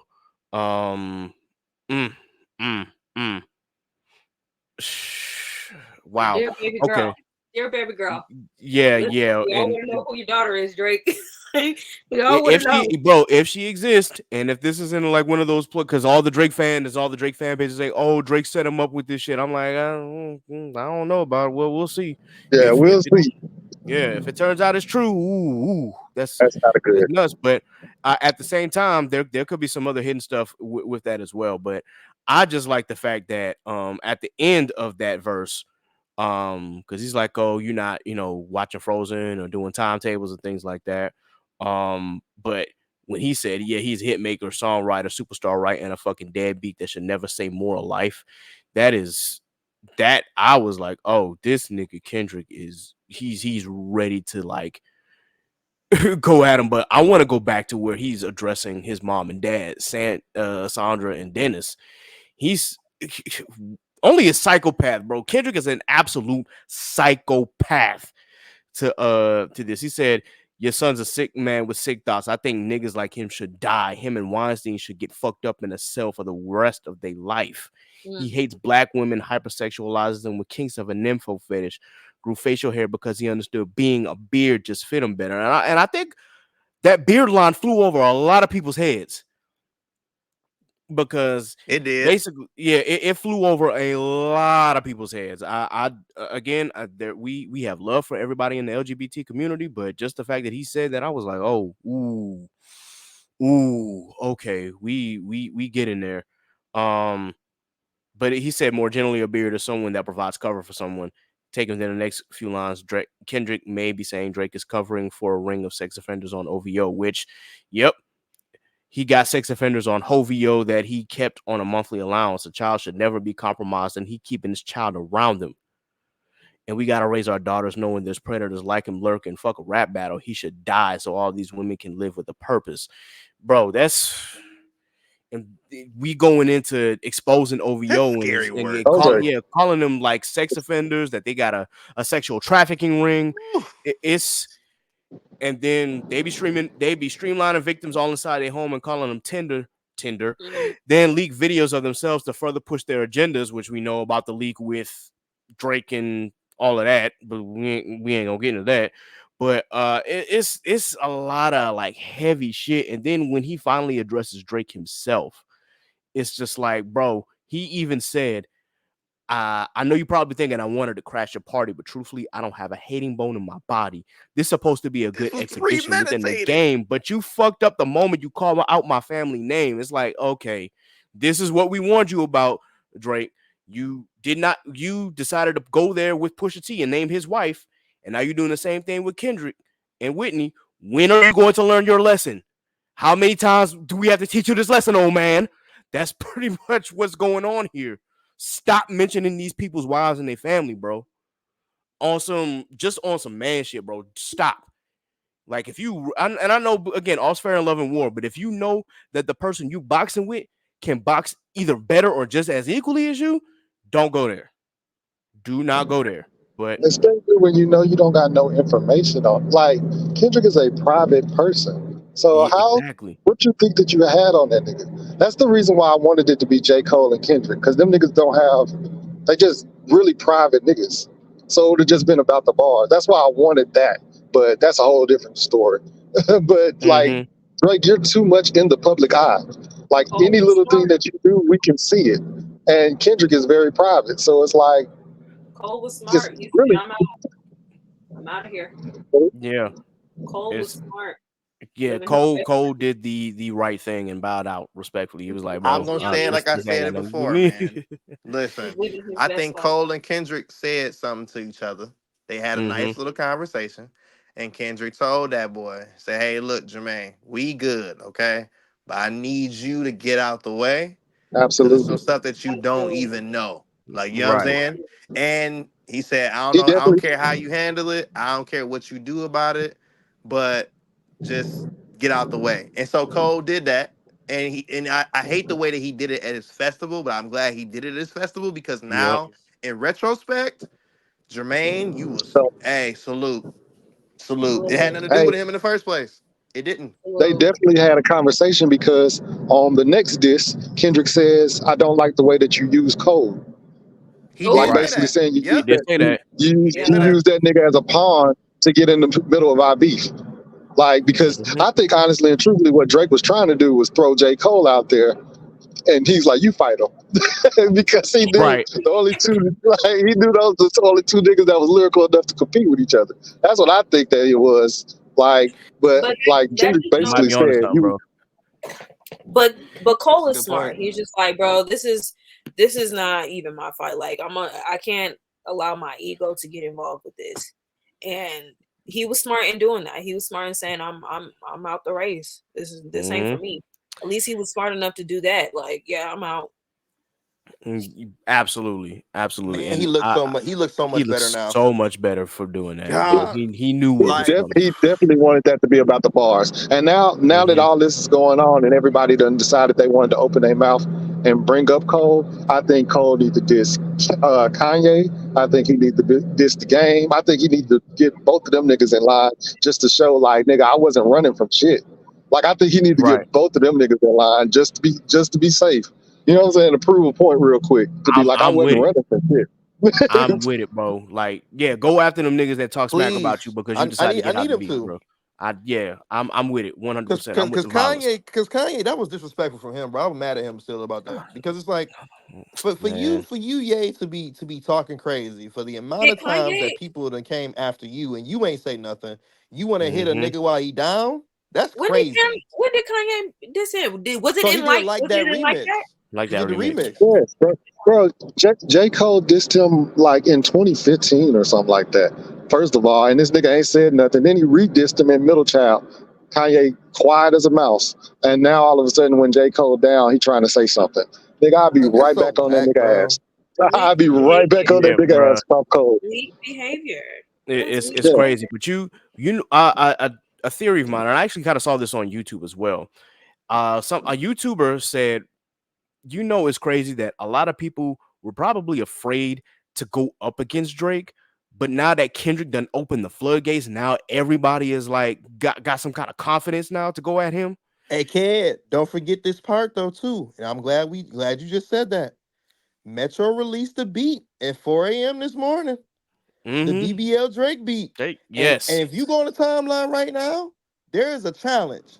And it's a lot of people going after him. Dissing Niggas you J. Bruh. ain't That never nigga, heard that of, nigga, women, Metro did a men, spirit bomb. whoever.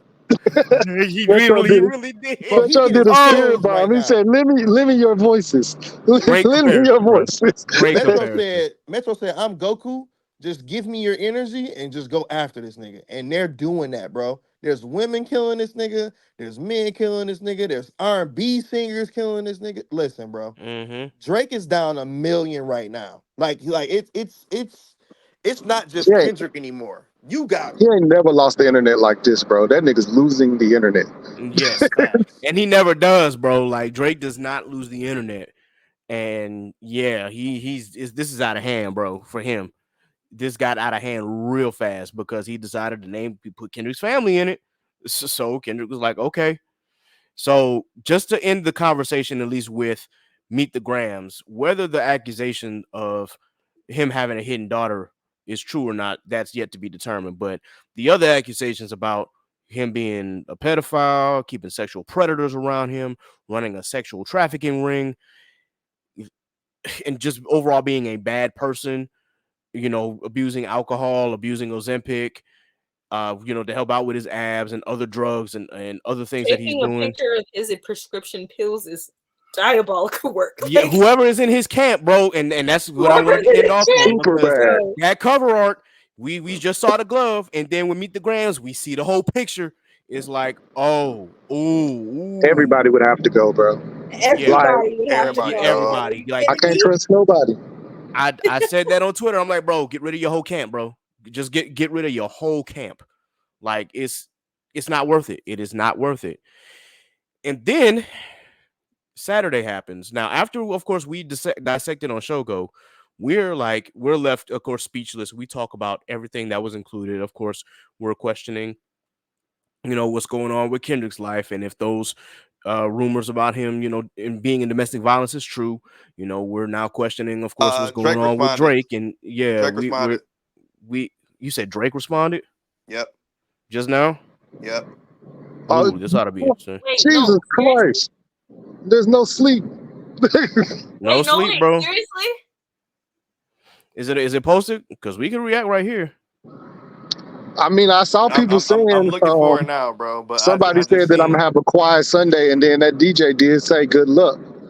Mm-hmm. So, and he the one that said that shit that Drake was gonna Oh, respond on yep, it's Friday out. too. Heart Part 6. Heart Part The 6. It's Heart Wait. out. Part 6. Drake got a song called Ooh. "The Heart Part 6." Is he crazy? Yep, just dropped. Oh God. Well, we might have to react to it here because we're gonna get into Oh, no way. not like us, but now Stop he's just it. Not doing like this. that, God. Oh boy. Not Okay. like this. All Bro, we the We GOAT, could have bro. just Oh, he Why did the fuck would he ended do it. All that? right, I'm about to mute up, bro. Why would yeah, he do that? Hold on, wait, Oh, wait, wait. I need to play this to the speaker so I can hear it with some bass and shit. all right, hold Hold on, yeah, on. I bro. was Can y'all well, I hear was this? gonna play it on here, so that everybody can hear it. Uh, but are you playing it already, Jay? Winner is definitely spiraling. I got your fucking lines tapped. I swear that I'm dialed in. First I was a so where's the proof of the trial then? Where's the paperwork of the cabinet is filed in? 1090 Jake would've took all the walls down. The streets would've had me hiding out in a small town. My Montreal connects stand up, not fall down. The ones that you getting your stories from, they all clowns. I am a war general, seasoned in preparation. My jacket is covered in medals, honor and decoration. You waited for this moment, overcome with the desperation. We plotted for a week and then we fed you the information. A daughter that's 11 years old, I bet he takes it. We thought about giving a fake name or a destination, but you so thirsty, you not concerned with investigation. Instead, you in that Venice studio, it's a celebration. You gotta learn to fact check things and be less impatient. Your fans are rejoicing, thinking this is my expiration. Even the picture you use, the jokes and the medication, the Maybach glove and the drug he uses for less inflation. Master manipulated, you bid on the speculation. You dumb and reactive, nigga, I'm petty with dedication. What about the bones we dug up in that excavation? And why isn't Whitney denying all of the allegations? Why is she following Dave free and not Mr. Morale? You haven't seen the kids in 6 months, the distance is wild. Dave leaving heart emojis underneath pics of the child. Speaking of anything with a child, let's get to that now. This Epstein angle was the shit I expected. TikTok videos you collected and dissected. Instead of being on some disdirect shit, you rather fucking grab your pen and misdirect shit. My mom came over today and I was like, mother wait a second. That's that one record where you say you got molested. Oh, fuck me, I just made the whole connection. This about to get so depressing. This is trauma from your own confessions. It's when your father leave you home alone with no protection, so neglected. That's why these pedophile raps and shit you so obsessed with. It's so excessive. They acting like it's so aggressive. But you just never know affection. I don't wanna dish you anymore. This really got me second guessing. Touch My Body by Mariah Carey play, you probably start reflecting. I never been with no one underage, but now I understand why it's the angle that you really mess with. Just for clarity, I feel disgusted. I'm too respected. If I was fucking young girls, I promise I'd have been arrested. I'm way too famous for the shit you just suggested, but that's not the lesson. Clearly, there's a deeper message. Deep cuts that never healed and how they got infected.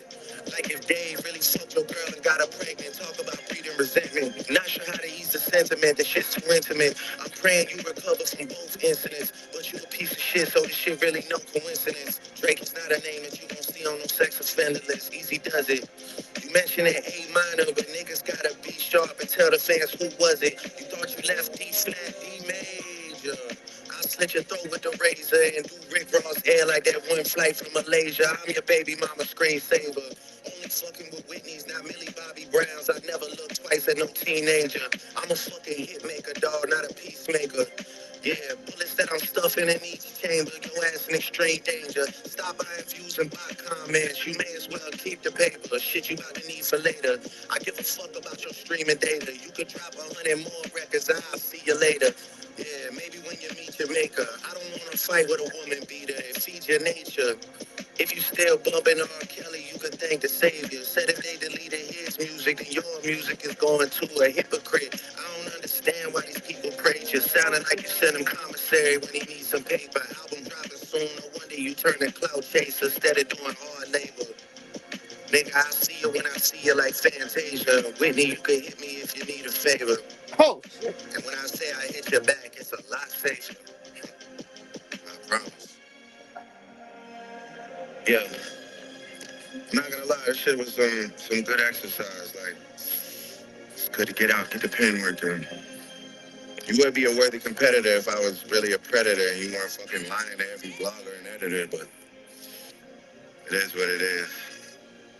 You definitely got this shit burnt the fuck out though. Like, you got 10 more records to drop.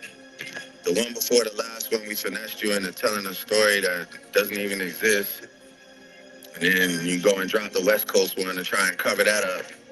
I would like that one. That would be some shit I could dance to if you wasn't tripling down on some whole other bullshit. But, you know, at least your fans are getting some raps out of you. I'm happy I can motivate you, bring you back to the game, like, you know.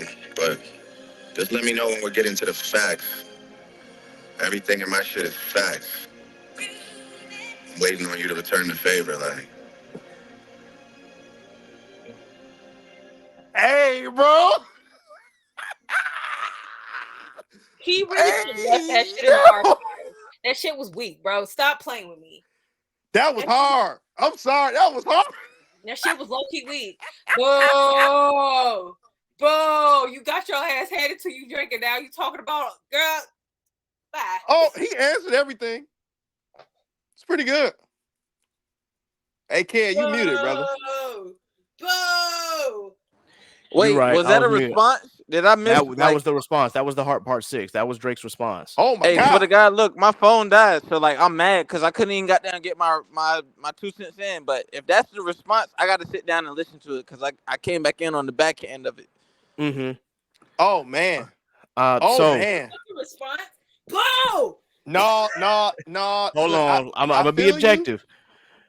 You. Real So objectively here, he answered everything. That's a lot. so What up, baby? he said that at least with the daughter part, he was like, we applied it for a week and we fed you the information. Even Millie Brown has suggest. Even there are videos of Millie Brown saying that her and him have had conversations. So I don't want to hear that shit. So that's a no. I know that's fucking yeah, like the molesting part and the whole part. I didn't believe that part, but he did say he's like he finally did reveal that he fed Kendrick false information. We applied it for a week and we fed you the information. A daughter that's 11 years old. I bet he takes it. So that's interesting. He It's like, lying. Oh, the tweet. Hey, bro, He the lying. tweet. Hold up. The tweet. I'm gonna read the tweet verbatim. Drake just put this tweet out. The Heart Part 6 out now. And we know you're dropping 6 minutes after, so instead of posting my address, you have a lot to address. Oh shit. Bro, Kendrick gonna wipe his ass. I think this is a good move. Yeah. Drake, Good move. Kendrick is really finna Hey, wipe yeah, his we elevated from. like, I know you got something after this. You said you had like 10 songs and shit. I'm like, okay, this. Hey, we just elevated from checkers to chess. You said what? We just elevated from checkers to chess. I think we was already at chess. It was already at chess. I feel like No. checkers. I feel like Drake was playing checkers. Kendrick was playing chess. He was saying, "Play with it. Play where it's safe." Okay, like yeah, but there was also I see somebody tweeting that says trying to make a joke about someone being molested, even if his rap beef is just distasteful, not the bar that y'all think it is, and only a sick man would joke like that. Well, I mean, all's fair. Oh, Drake, is it true? Well, because I mean, from what I just heard, there was no negating anything based off of Kendrick's last response. Oh, there was yes, no he did. negating that. Yes, he did. He said he said stuff about the child molester stuff. He did. Even if it wasn't him doing it, you still have other people in your camp. So it may not be you, but you have no information of something that's happening within your circle. So hold on. Chubb's got to answer for something. What's the other cat that he brought up? Let me pull Steve back up. My bad, y'all. My phone died, so I had to get a little bit of juice so I could come back because I really did not want to leave this without being within the mix. You know what I'm saying?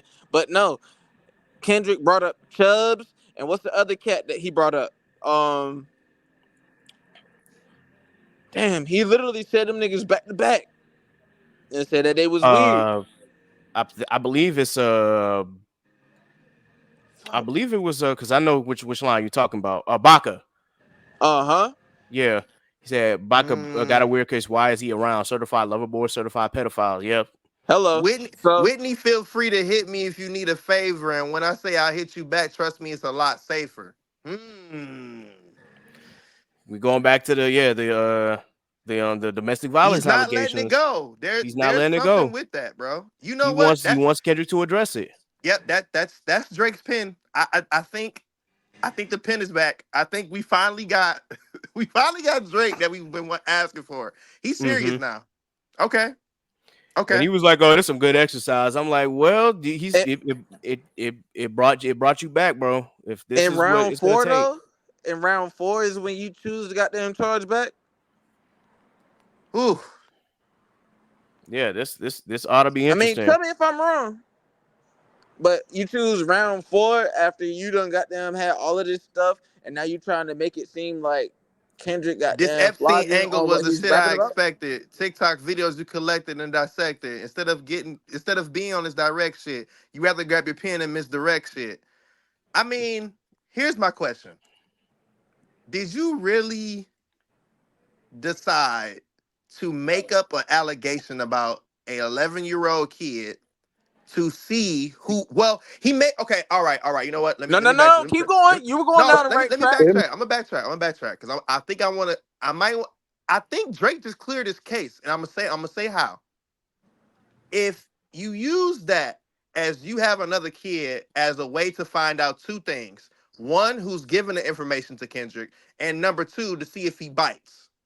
And if he did both those things and took care of it, oh wow, that changes the game a little bit. this is a battle My thing now. is, This but is a battle now. It's a battle my now thing for is, but sure. why would you send? Okay, No, if it's definitely a battle, but at the end of the day, you got to know who within your camp you can actually trust. The fact of the matter is, okay, if you wanted to use, bro, this is going back to some Game of Thrones type shit.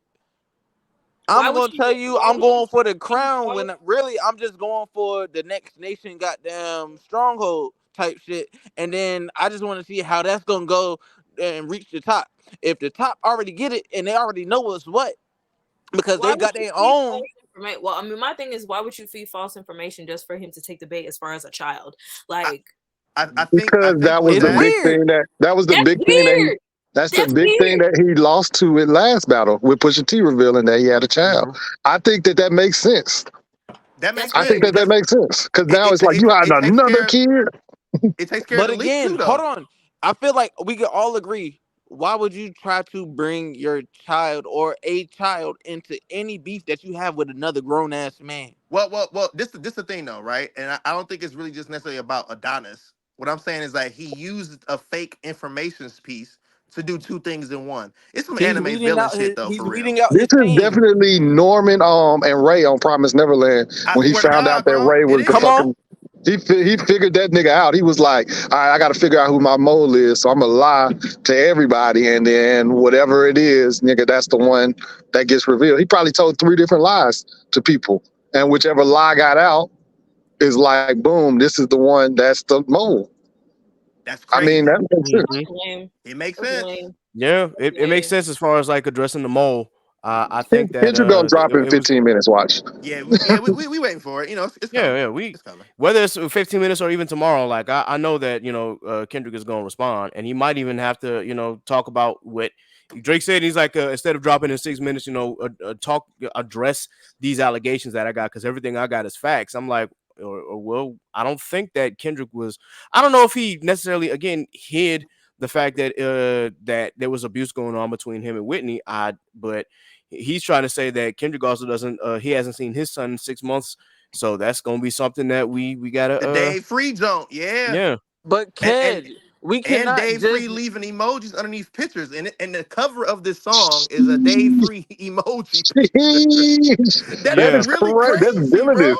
It's but that's villainous. very we can't just disregard the fact of the matter that again, Kendrick just didn't just speak on the fact of the matter of him being a good father or not, or if he was there for Adonis. He brought Mm-hmm. up multiple facts. He addressed the kid portion of it. You feel me? You got Kendrick talking about him and his camp being pedophiles on multiple ends. So what are we talking about? He only addressed Right. the fact of the daughter, quote unquote. Right. No, he not he. And So then he and he then on addressed top more of than that, that. as far as like the whole daughter thing, there are several articles that lead back into like 2015, 2014, alleging that this is happening. So why are you, my only thing is, why are you saying it's a lie now when there are other proof from several years ago stating that this is true?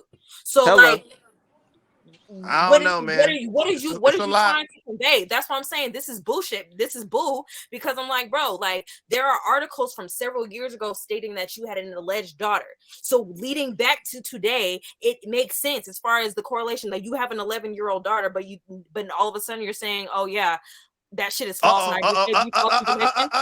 What? Oh. Oh. Kendrick. Yeah. Oh shit. Yeah. Again, he's burying himself. He's been buried fucking tracks ago. You Okay, feel me? Kendrick. Let's hear what you got to say, babes. Let's hear what you got to He's say. I'm trying to he's look to only see if. he's only responding to the points where it could be plausible. He's D- not counting DJ out the Head just facts said, of "Watch what got this." brought up to be He can't. factual. Oh He shit! can't Did be. you said DJ Head just DJ said Head just watch said, this? "Watch this." Here we go. Oh boy. It's here we So go. that was he said, so was that a Canadian white flag? Watch this. Oh, I mean, I was gonna mention the part where like Drake did sound I don't know if it was disappointed or a little defeated or deflated You from the whole sounded thing. No, defeated. no, no. It's him being This is this is He's in his emotional state, like Jimmy he's in his Bucket. he's back in his 40 bag, kid. Like Okay, yeah, yeah, I get what you're saying. remember the atmospheric What? sound that he used Yeah. to Nah. have. Uh-huh. He's on that now. He tapping into his Jimmy Buckets bag. Yeah, I'm I in know my what's going emotional on. state. I know this. I know this Drake. This Drake don't play around. This is the one that like the pen is heavy on this one. So I understand. I Yeah. get it. I Wait, get it. but whose pen? It's his. It's his. That's him. That's him. Because the last one he just wrote, that's him. Family Matters written by Aubrey Graham. That's it. That was him. There was no other ghostwriter. People keep saying the ghostwriter joke. I think that's over with now. Because he's been writing himself. This is him. This is nobody else. So What was the name of the track again? this one is the Heart Part 6. It's on his YouTube. It's on his YouTube. Go on YouTube. It's right there. Ooh, okay. So now he's doubling back and stealing from. Okay, I like the back and forth. You feel me? Mm-hmm. This is Right. you feel me? 616 to Okay, I'm gonna LA. pull The Heart Part 616. 6. Now I'm gonna pull Six. in the Heart Part 6. Yeah, that's what I was gonna mention. The next is like, yo, you pulled the timestamp, so now I'm gonna do a heart series. And now So I feel like that's not original. I mean, granted, it could. I feel like that was an original take from Kendrick, but him just following back with that is just like, okay, you could have came I up mean, with something else. Like but if we're it was being honest, a strategic Kendrick wasn't move. being genuine with his timestamp. He He timestamped. also called Kendrick the fact that he got molested before too. He just pointed but that the out. thing was Kendrick That was didn't get super molested low, though. bro. Like Yeah, that there's was like low as hell. that's He low did as say hell. that on Like there. us Yeah. going low is one thing, like, But this is but going to hell. damn, we talking about you getting molested now. Like that's Like, crazy, damn, bro. that's Like crazy. that, Mm, That's like insane. J. Cole made the right decision, like to get Yeah. yeah, out of he this did. Every because this is time this goes, crazy, bro. bro. This We is Cole going talking made the about down right in decision. history. This is literally going down in history as the If I'm greatest. muted for Yeah, a minute, this I'm just is listening to this That shit again to make sure I ain't bruh, missed that. this is Hold this on. is going down in history as the greatest rap right. beat. Yeah, Oh yeah, because neither one of these niggas gonna let up. They not. No, they're not. They're not. Yeah, And this is if Drake. if Drake really got rid of the mole, now we have a whole different battle. If he really got rid of the mole, you know what I'm saying? Because now we can talk about like if you can actually dig up more information, which wouldn't be hard because Drake is way too out there as far as like that, and Kendrick is still private, so it's still gonna be about the bars. But yeah, bro. If I Mm-hmm. was Hey Drake, I would have yo, kept it. I'd have kept that mole around for four more, five hey more songs. Steve. Hey Right. Steve, to your point, bro, I just wanna say this right now. I just listened to the first 3 bars again of this song. It's gonna get real ugly. Mm. The This new boy Aubrey not joking, bro. bro, these niggas is not playing, bro. And This the nigga is thing is, they really hate each other, bro. Like this is bro, this is They really hate each other. He probably done reached out to Jay Prince for some protection to make sure that it's okay to make these jokes because Man, he you like hold probably on. feels some Jay type of way. Prince That's versus crazy. Compton. What are we talking about? What? I'm Jay Prince versus Compton. Are you serious? We ain't doing that. We can't They're do both that. high. They're both high regards, bro. Yeah, we Right. can't. We can't. I I don't even hope want you to talk don't about no I gang hope you shit. understand what you're talking about right there Yeah, when you this is said Jay different. Prince. That's a But whole. Well, I I might have know, to. and again, I'm not saying it as a retaliatory type statement. I'm just letting it know and putting it on for the pod. Like, yeah, no, we are talking Oh, about oh yeah, yeah, yeah. top top hitters versus top hitters. Like Yeah, Jay true, true, Prince true. versus Yeah, Yeah. goddamn Compton. Like, Let them niggas okay, fight. you Let them feel me? niggas yeah. No, fight. Let them do it. this is Hmm. going to be industry shaking for a minute. Okay. Oh yeah, bro. Can't nobody drop no music right now. Like, And also on They top of can't. that, this the other thing too. I don't, and this is for everybody that listens to this podcast now. You know, if you're listening to this right now, you got to this part and you heard what we just played. I want to let y'all know something right now. Y'all are folks who think disc records are supposed to be dancing records. Let me No, tell you something. They're not supposed to be. at all. Okay? No. They're at not all. supposed to be hits. So y'all on these timelines, and I'm watching you. I don't tweet like that, but I'm watching you. I see y'all. Stop celebrating the fact that this shit whack. Oh, OVO and start doing it. Y'all falling for the dupe again. Y'all definitely not listening to what he's saying. Y'all just trying to find a hit and something to dance to. Y'all got duped from this from yesterday. It's okay. It's fine. But And that hoe was hard though. Yesterday, can we and talk it about was that? Bro, hard though. yeah, Can we that's what I talk wanted about to Bruh, I get that? to, like And that. man. it That was was So hard as hard. And fuck. I don't take nothing from it. But let's I'm let, saying for the context of what the hell is going on here, these are lyrics I need to be listened to. Forget the beats. These are lyrics you need to be listening to. Production is great on all levels. I think they're both saying shit, but every time somebody responds, it's a one up on the next person. It hmm hasn't been a moment where it's just been like, oh, this dramatic dub on the other side. I'm being very objective when I say that, and I'm a fan of both these niggas, but I'm being very objective.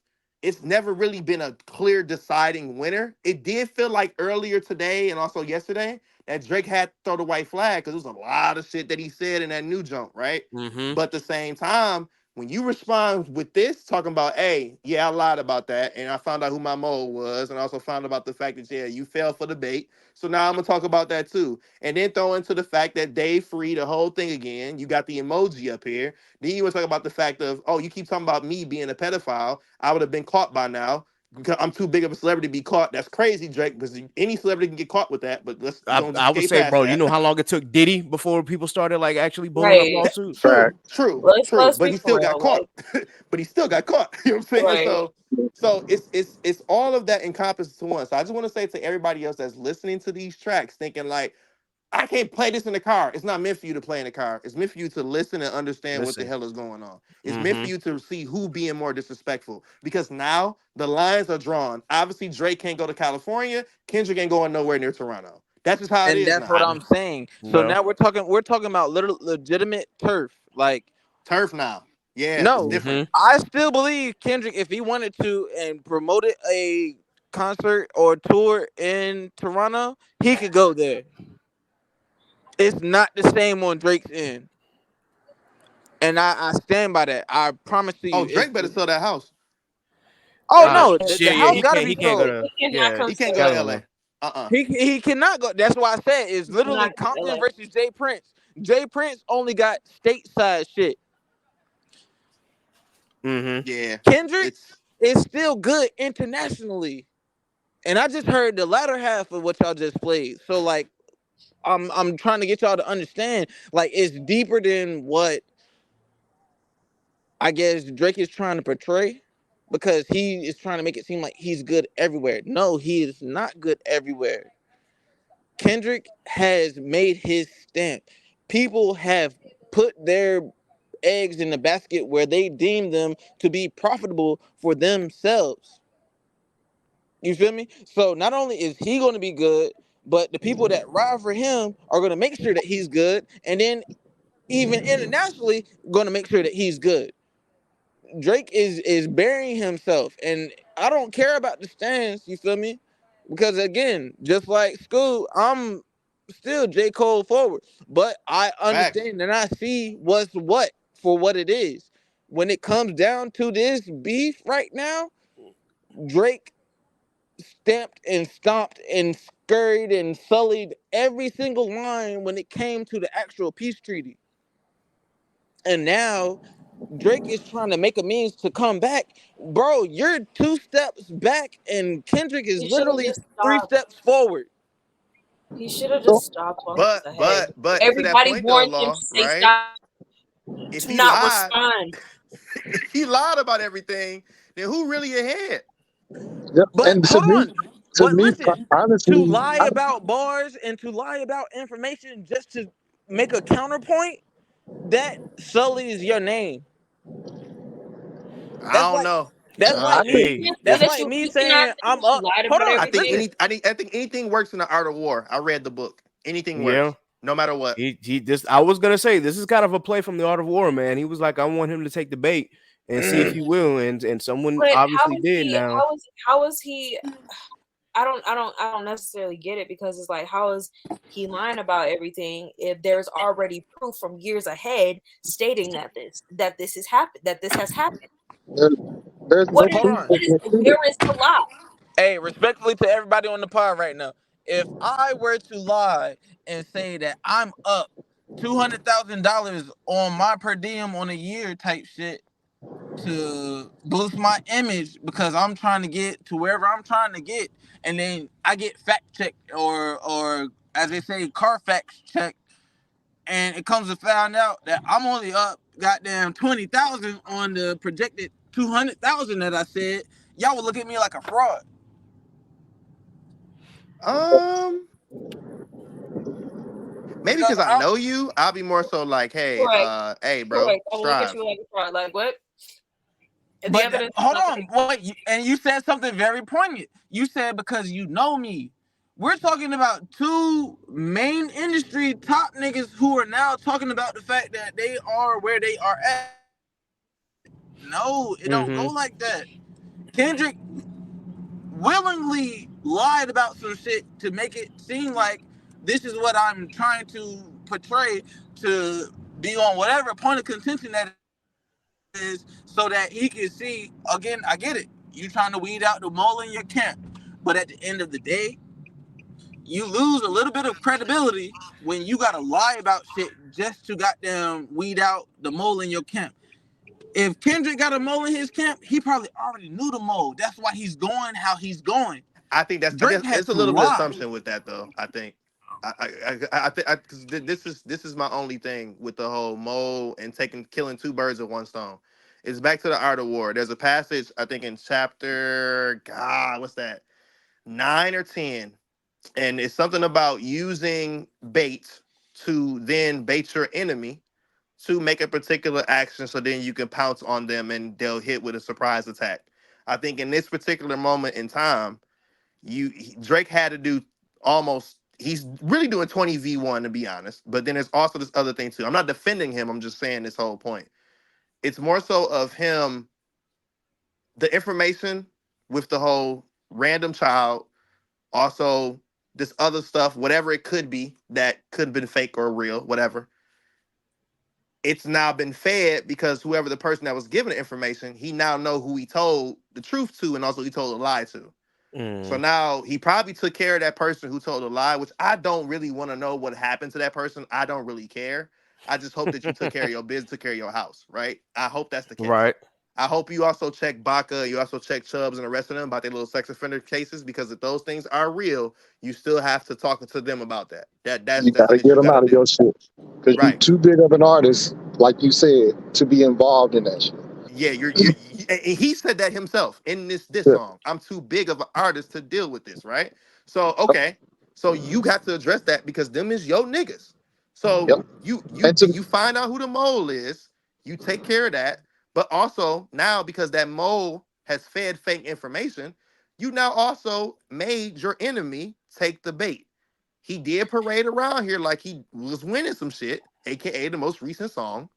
Not like us. Because the song is definitely celebratory. I can't lie. It's fire. I love it. This shit great. That shit sound like a victory lap, bro. That It shit sounds like a sound like a victory. fucking I victory. said it earlier to Right. somebody. I was like, it sounds like a So, victory lap. So when you that's add all these components into it, and now Drake come back with this heartfelt, the heart part 6 type shit, and then he talking about, oh, I lied to you and you fell for it. Bet. Thanks for letting me bring out the pen now. Let's talk about your shit again. And But all let's 20, you know. even Kendrick said that there were 20 people that are want him gone. So I know all 20 of them didn't lie. So I somebody think you think you somebody think didn't lie.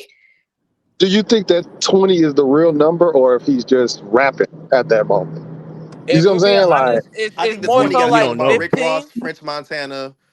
You got other people, obviously Wayne, I guess him and Regardless of, Wayne not I in good feel like terms. regardless of the amount, somebody is not lying because there are multiple people that do not fuck with Drake. So somebody, Mm-hmm. all of them Yeah, can't yeah. be Oh, lying. yeah, for sure. That's true. We know that's that true. for sure. And to Like there are Nance's multiple point, who do not fuck with Drake. So somebody in this in the camp, whatever the mole is, gotta be telling the truth. Somebody gotta be telling the truth if all of these niggas don't fuck with him. right? To Nance's Yeah. point too, like there's no doubt in my mind that there's probably a pedophile amongst them because one, the industry is just weird like that, like how Kendrick said. But two, like if Nicki Minaj's brother and her husband are both pedophiles and they all kind of ran in the same circles, there would be no doubt in my mind that somebody over there in that camp is doing some weird shit. You know what I'm saying? Like, there's no doubt in my mind on that. Um, Facts. but you just Facts. gotta find the proof and stuff like that because you know what I'm saying. These niggas ain't Nicki likes to ride, hanging. Yeah, likes to them go niggas is hard for together. Drake. She love going hard for Drake. This is interesting. That's all I'm gonna say. And again, I'm trying to be fair and whatnot. I think that from my vantage point, like, yeah, the whole feeding him information, and then of course we're going back to the whole Whitney and Dave Free thing. That he's trying to force Kendrick to address it, and the only problem is that when you get on a track and you try to say that that you're not a pedophile and you're way too famous for that. I think that goes back into saying like there's a whole thing about Hollywood breeding, sexual offenders and sexual predators. So you're not too famous for anything. You might be too famous to where you're protected for a while, but eventually this shit gonna come crashing down too. So with that in mind, I really think that Dre's pen is back, and I think that this was a very, very good response.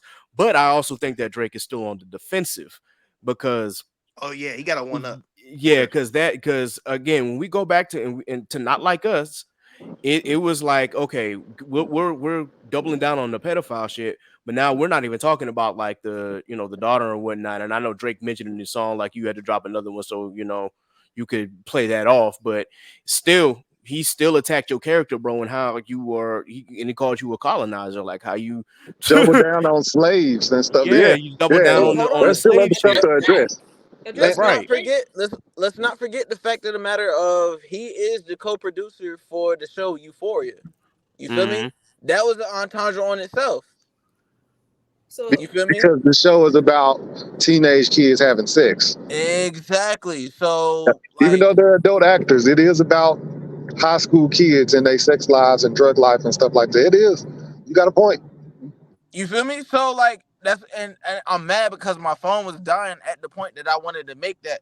But Euphoria, the show, was actually something that came to the light because he's been alleged to be messing with people who are high school, teenage age, whatever. You feel me? Like you're a co-producer for a show that is embracing high school underage sex shit, and then you have your own allegations for essentially grooming. Like let like you, Mm-hmm. you we can't just sweep that under the rug. No, Facts. y'all are making some points, If man. I'm Drake, you better be in the studio right now. Like Yeah. Yeah, you better be waiting for Or he that. might have one already ready. Like, yo, I know he was gonna go this route too. So you know what? I'm gonna release it. But I will see. like We'll you said, see. he on the defense. And then Yeah. so you never address any of the last diss. So now Kendrick drops another one and he adds more gas to the fire. Now you gotta respond to two disses basically. So Drake Mm-hmm. really needs to be in the studio right right now. as we speak to double Unless up, this, triple yeah, up, You know whoever he what? You needs know to what's do. funny? You know what's funny to that point? I think Ebro said something really important just now. And I don't even really like DJ Ebro, but he said it. He said, I don't even care about the bars no more. It's the strategic chess moves these niggas are making. That's And exactly what's I happening just now. said that mm-hmm. we've elevated from checkers to chess. It don't even matter about the bars no more. We know somebody did something wrong. We know possibly now Kendrick then did something to Whitney, and possibly one of the kids are not his. And we also know the fact that Drake has got other niggas around him that are sex offenders. Maybe not himself, but maybe he has other niggas. Well, obviously he has other niggas around with that sex offenders. Party Next Door is doing party for real. We know that now. So it's like who's making the test move, and then now this comes out. It's like, oh, you lied about some stuff. Oh yeah, and you fell for the bait. Now I'm gonna really talk about you for real. Like it's a chess game. And This what is it's a lot of like I'm glad I'm on the outside looking in with no dog in this fight because not even just these two, but Rick Ross was doing it too. yep, And Drake, I mean, and J. Cole did it too. There was a lot of contradictory bars in everybody's right. yep, yeah, like Mm-hmm. J. it was Cole said, "You put music to make niggas go to sleep." Niggas done said that about J. Cole for years. years. Exactly. Kendrick said, that what do I look like digging up dirt on niggas? And then come to find out you listening to a mole. Like there's contradictory bars in everybody's everybody's Mm-hmm. disses. And it's starting to get real nasty. It's Real getting But nasty. yeah, but that's what it's I'm getting real saying. spooky So out here. even still, like exactly, he already said that he was the boogeyman, or he was coined the boogeyman before any of this shit even surmised. So now we're at the point now. Kendrick is now going to be deemed the boogeyman because now, again, he said, "Don't tell no lies about me. I won't tell no truth about you." So that line in itself already says, "Bro, I'm already trying to pardon you off of what I already know." He would not be making these tracks and putting these tracks out if he didn't already know for a fact that these My things are what Twitter he just crashed. already knows. But he Fuck just got a proved that feed he in did from a mole. but he just got proved that he didn't know something. So that turned it into a lie, even though he wasn't trying to lie. He got tricked But we into one, don't but he know still that. We don't know that. That's what I'm we just heard saying. we just heard the song. Well, I mean, I guess maybe an 11-year-old could pop up out of nowhere. But right now, as far as everybody knows, we do know. Like he got coined into a lie. Uh, It's real. How I'm was just gonna it say a it's gonna get lie real when there are interesting. multiple sources saying that these were articles that were taken this years prior? Show me the article. 10-4 He just on my wants like way. yeah, because Drake was saying like there's one. Why am I suspended? What is going on, yo? I Wait, really huh? no. I'm looking at my the chaotic culture Twitter and it's saying that we're committed to modeling and creating. It says that my account got suspended because they are spammy or just plain fake. They're introducing risk and for everyone. These okay, what? Yo, fuck Elon Musk, bro. Like that's all I'm gonna say. Like, how is my account Yeah, suspended, your bro? account is suspended. It just said it. That's crazy. And it never said why it got suspended. Drake. Oh boy, like yo, if Drake, this if yeah, bro, what is going on here, bro? Why is chaotic culture Drake. suspended? Drake. Boy, That's if this trash, is bro. Drake's doing, bro, we gonna box for He real. said Like, y'all talking Hey, shit about me yo. on y'all podcast. and I'm not Whatever. even the one talking the shit, man. I'm trying to be fair and balanced, like the host. That's Oh Oh, my god. crazy. Okay, yeah, wow. Okay, all right. So yeah, clearly I'm gonna be living on Instagram for a minute, but I'm gonna Yeah, I'm gonna appeal just it. yeah, appeal it for sure. Yeah, because that's like why did my account get suspended? Because it No never gave warning me either. no warning. is it temporary or is it permanent? It just said my account was suspended. It didn't say why. Dog, I'm gonna be That's so crazy. mad if they suspended the it's an actual podcast account. We do business. We're supposed to be okay. You know, Yeah, everybody get one. You know what I'm saying? yeah, that got me mad. That We got got me one real too hot. until they realized we were a business. Remember? Yeah. And so like I don't know what it is, man, but Elon, yeah, Get okay. it together, Elon. For real, for real. Somebody said it's been 6 minutes. Where you at, Kendrick? You said Damn. what? Somebody said it's been 6 minutes. Where you at, K Dot? Mm, Like, well, he's probably looking like, we'll see, man. If the this is Dave one of the Free junk got to get answered.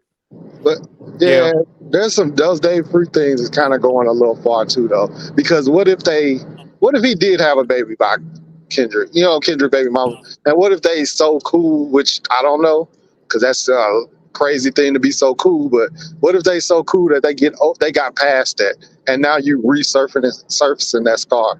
Like that's that's a tough situation, bro. That's a real tough situation. Mm-hmm. I hate the people that's just faking right now. I hate this. Yeah, we I we hate know this. that on our timeline. We know the the Drake fans, Mike and Glove, bro. They hyping this up. They probably doing some nasty work. I know they are. Yeah, we already know agenda, and whatnot. And I'm all for again trying to be fair and balanced. But with that in mind, y'all, I'm just gonna leave it off because we've been going at it for almost 3 hours, and I did not expect this to be part of the conversation because the hard part 6 came out of nowhere. But I am gonna say that as we said before, these songs are not supposed to be bops. They're supposed to be like, it's about the lyrics, it's about the disrespect. But the fact that Kendrick heard what was going on, he's like, oh, y'all wanted a bop? Bet. And gave y'all one. A diss song that you can dance to is crazy work. That's all I'm going to say. But when it comes to this, and I'm being objective, it is not about how you can bob your head the most disrespectful song. It's really just about disrespect because ain't no way I'm seeing people out here twerking the ether. I'm just gonna say it like that. And if you are, you a different kind of demon. That's all I'm gonna leave it at that. But No funny. No yeah, diddy. That, that's hey, low key. That's the only song that one and Push Ups was the only songs that my mom liked because they was upbeat. She was like, I don't like these wow, other songs. I don't like these. They're mean. They're nasty to each other. When Push Ups came on, she was like moving around, and then when They Don't Like Us came on, she was hyped. I was like, oh yeah. I was like, these the ones that's the bangers. I assume. right, Because but that's what we. This is why I was talking about the timeline. I don't like this because people expecting more dance music, and it's like, right. and they're also downplaying what Drake is saying. Oh, Drake drop, we don't care. It's like, what do you mean you don't care because you want to Okay. dance?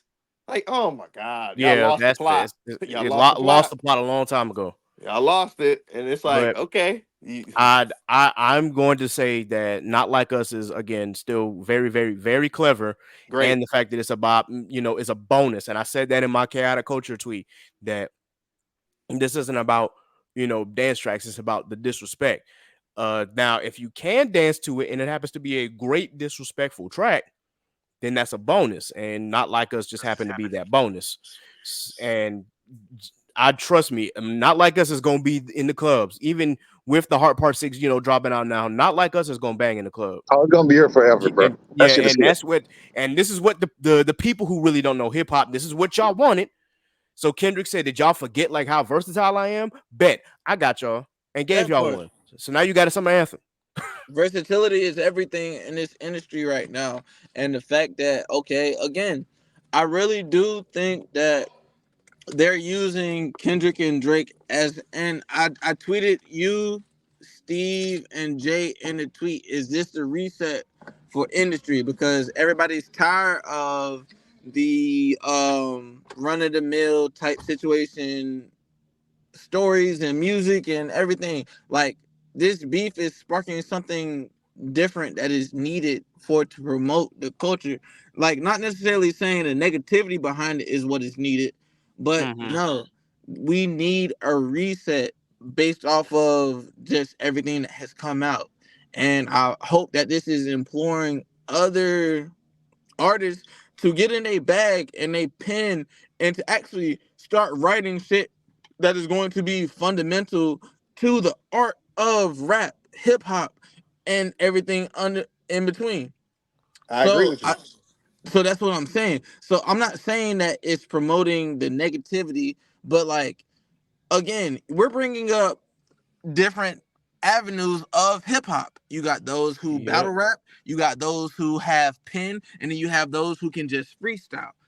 J. Cole, not to put him in this entity, he did a freestyle.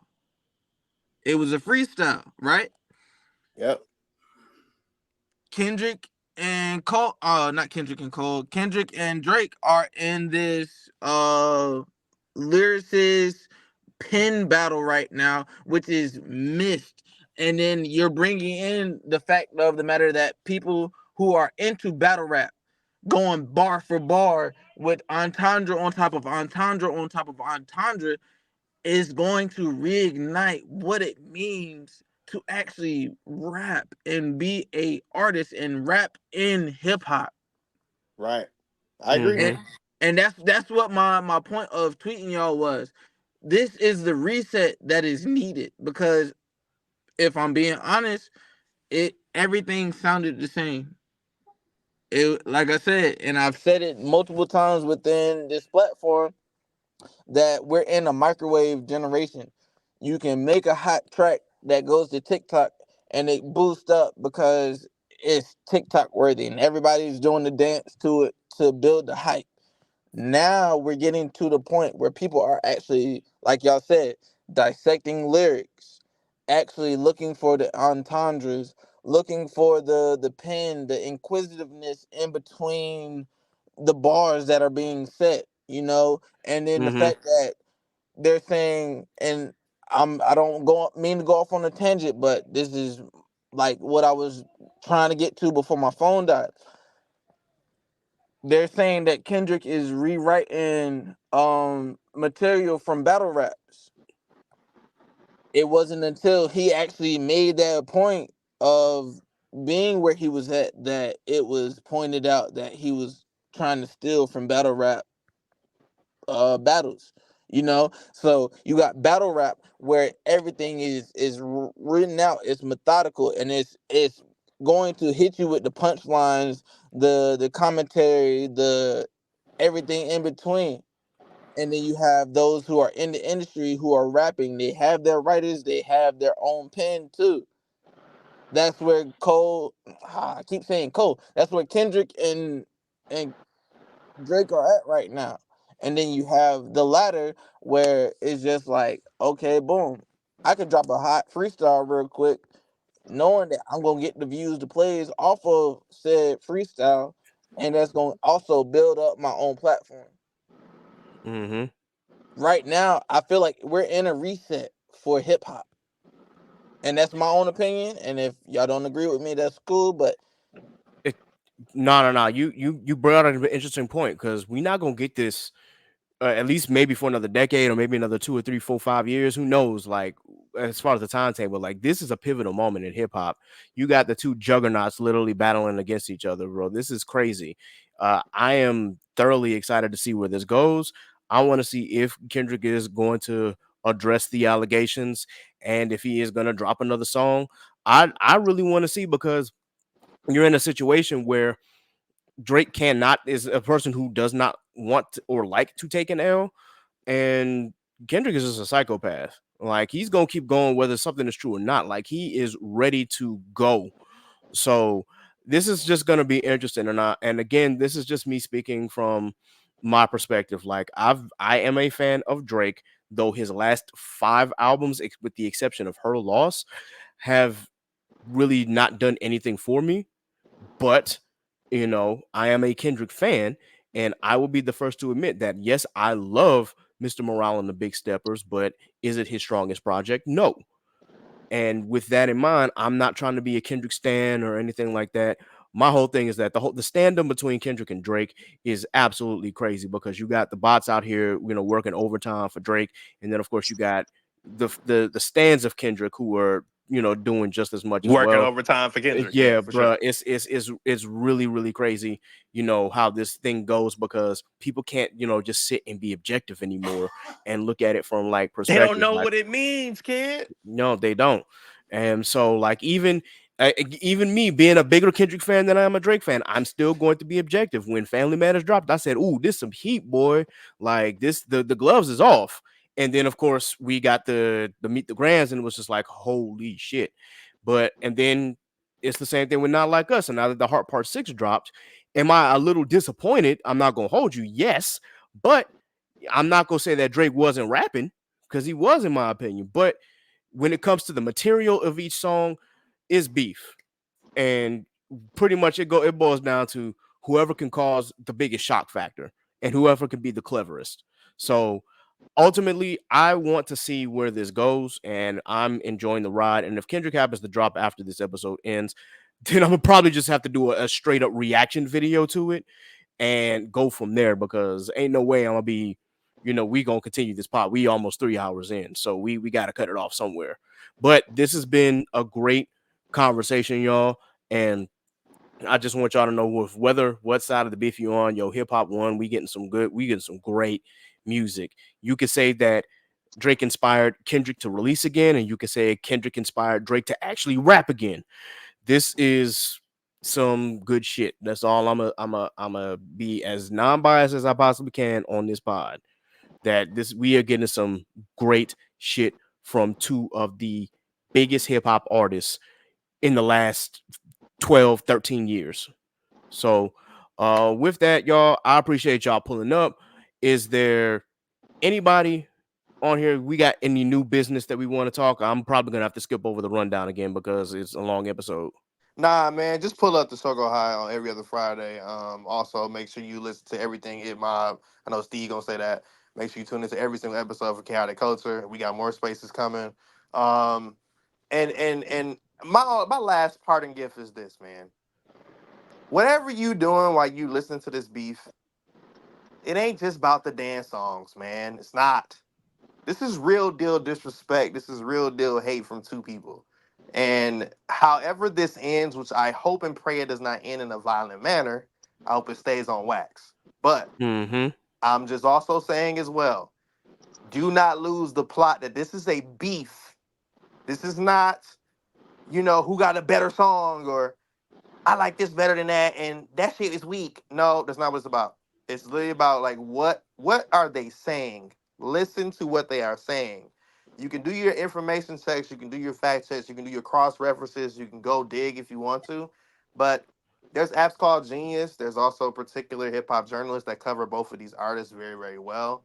Um, and also, pay attention to your podcast to actually know what they're talking about. Chaotic Culture is one of them. You know what I'm saying? Like there's a few podcasts that kind of got credible people that Mm-hmm. know exactly how to view things objectively in any particular subject. It doesn't have to just be rap. It's wrestling, obviously, it's anime, duh.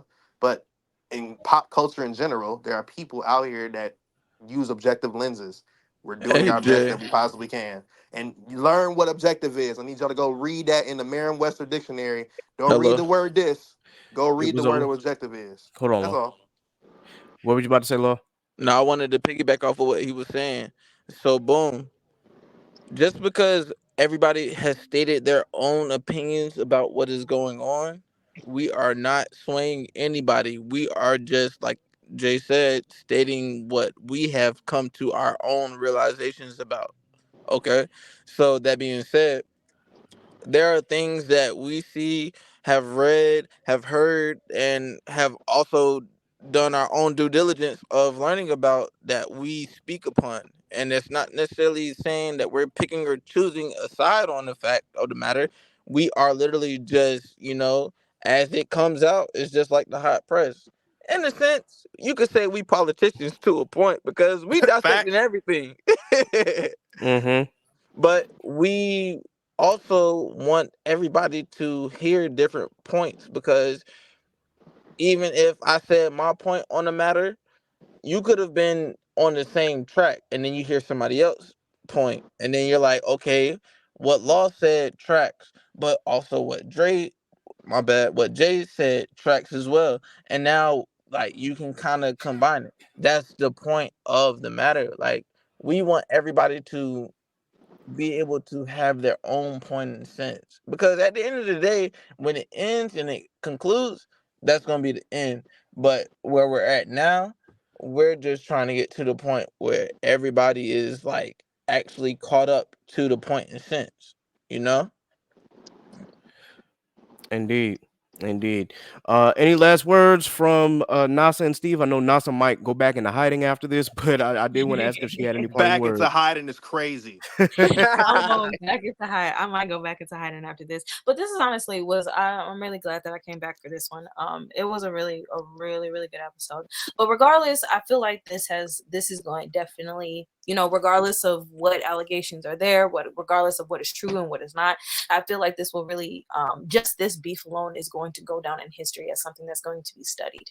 And just like Jay said, I hope it does not lead into any physical violence and it just stays on wax.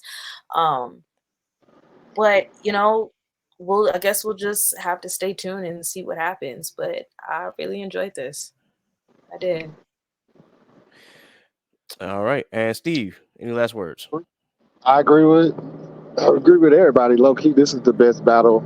I think this is the best battle in history right now. Like, I think yesterday was like, I mean, on Friday, whatever day that was, Friday was one of the greatest moments. Like getting the diss track and then once getting stepped on 20 minutes later. That shit was crazy. But yeah, the real winner of this battle so far is J. Cole. Shout out to us. Hey, Oh, yeah. what, baby?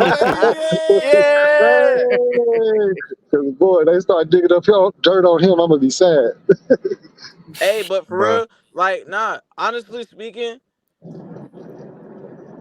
our seniors, they have their own known beef. I feel like this is a teaching point for, and I don't want to age myself, but like for the latter 90s into the 2000 babies, like this is for the new generation to understand what it means when it comes to beef in the rap industry, being behind your pen, being behind the fact checking. And it's also, again, like I said earlier, pointing into the fact that like battle rap is a thing that is still going on today. You know, being witty with your pen, having entendres with the comedy, with the factual checks, and also knowing how to hit those punchlines.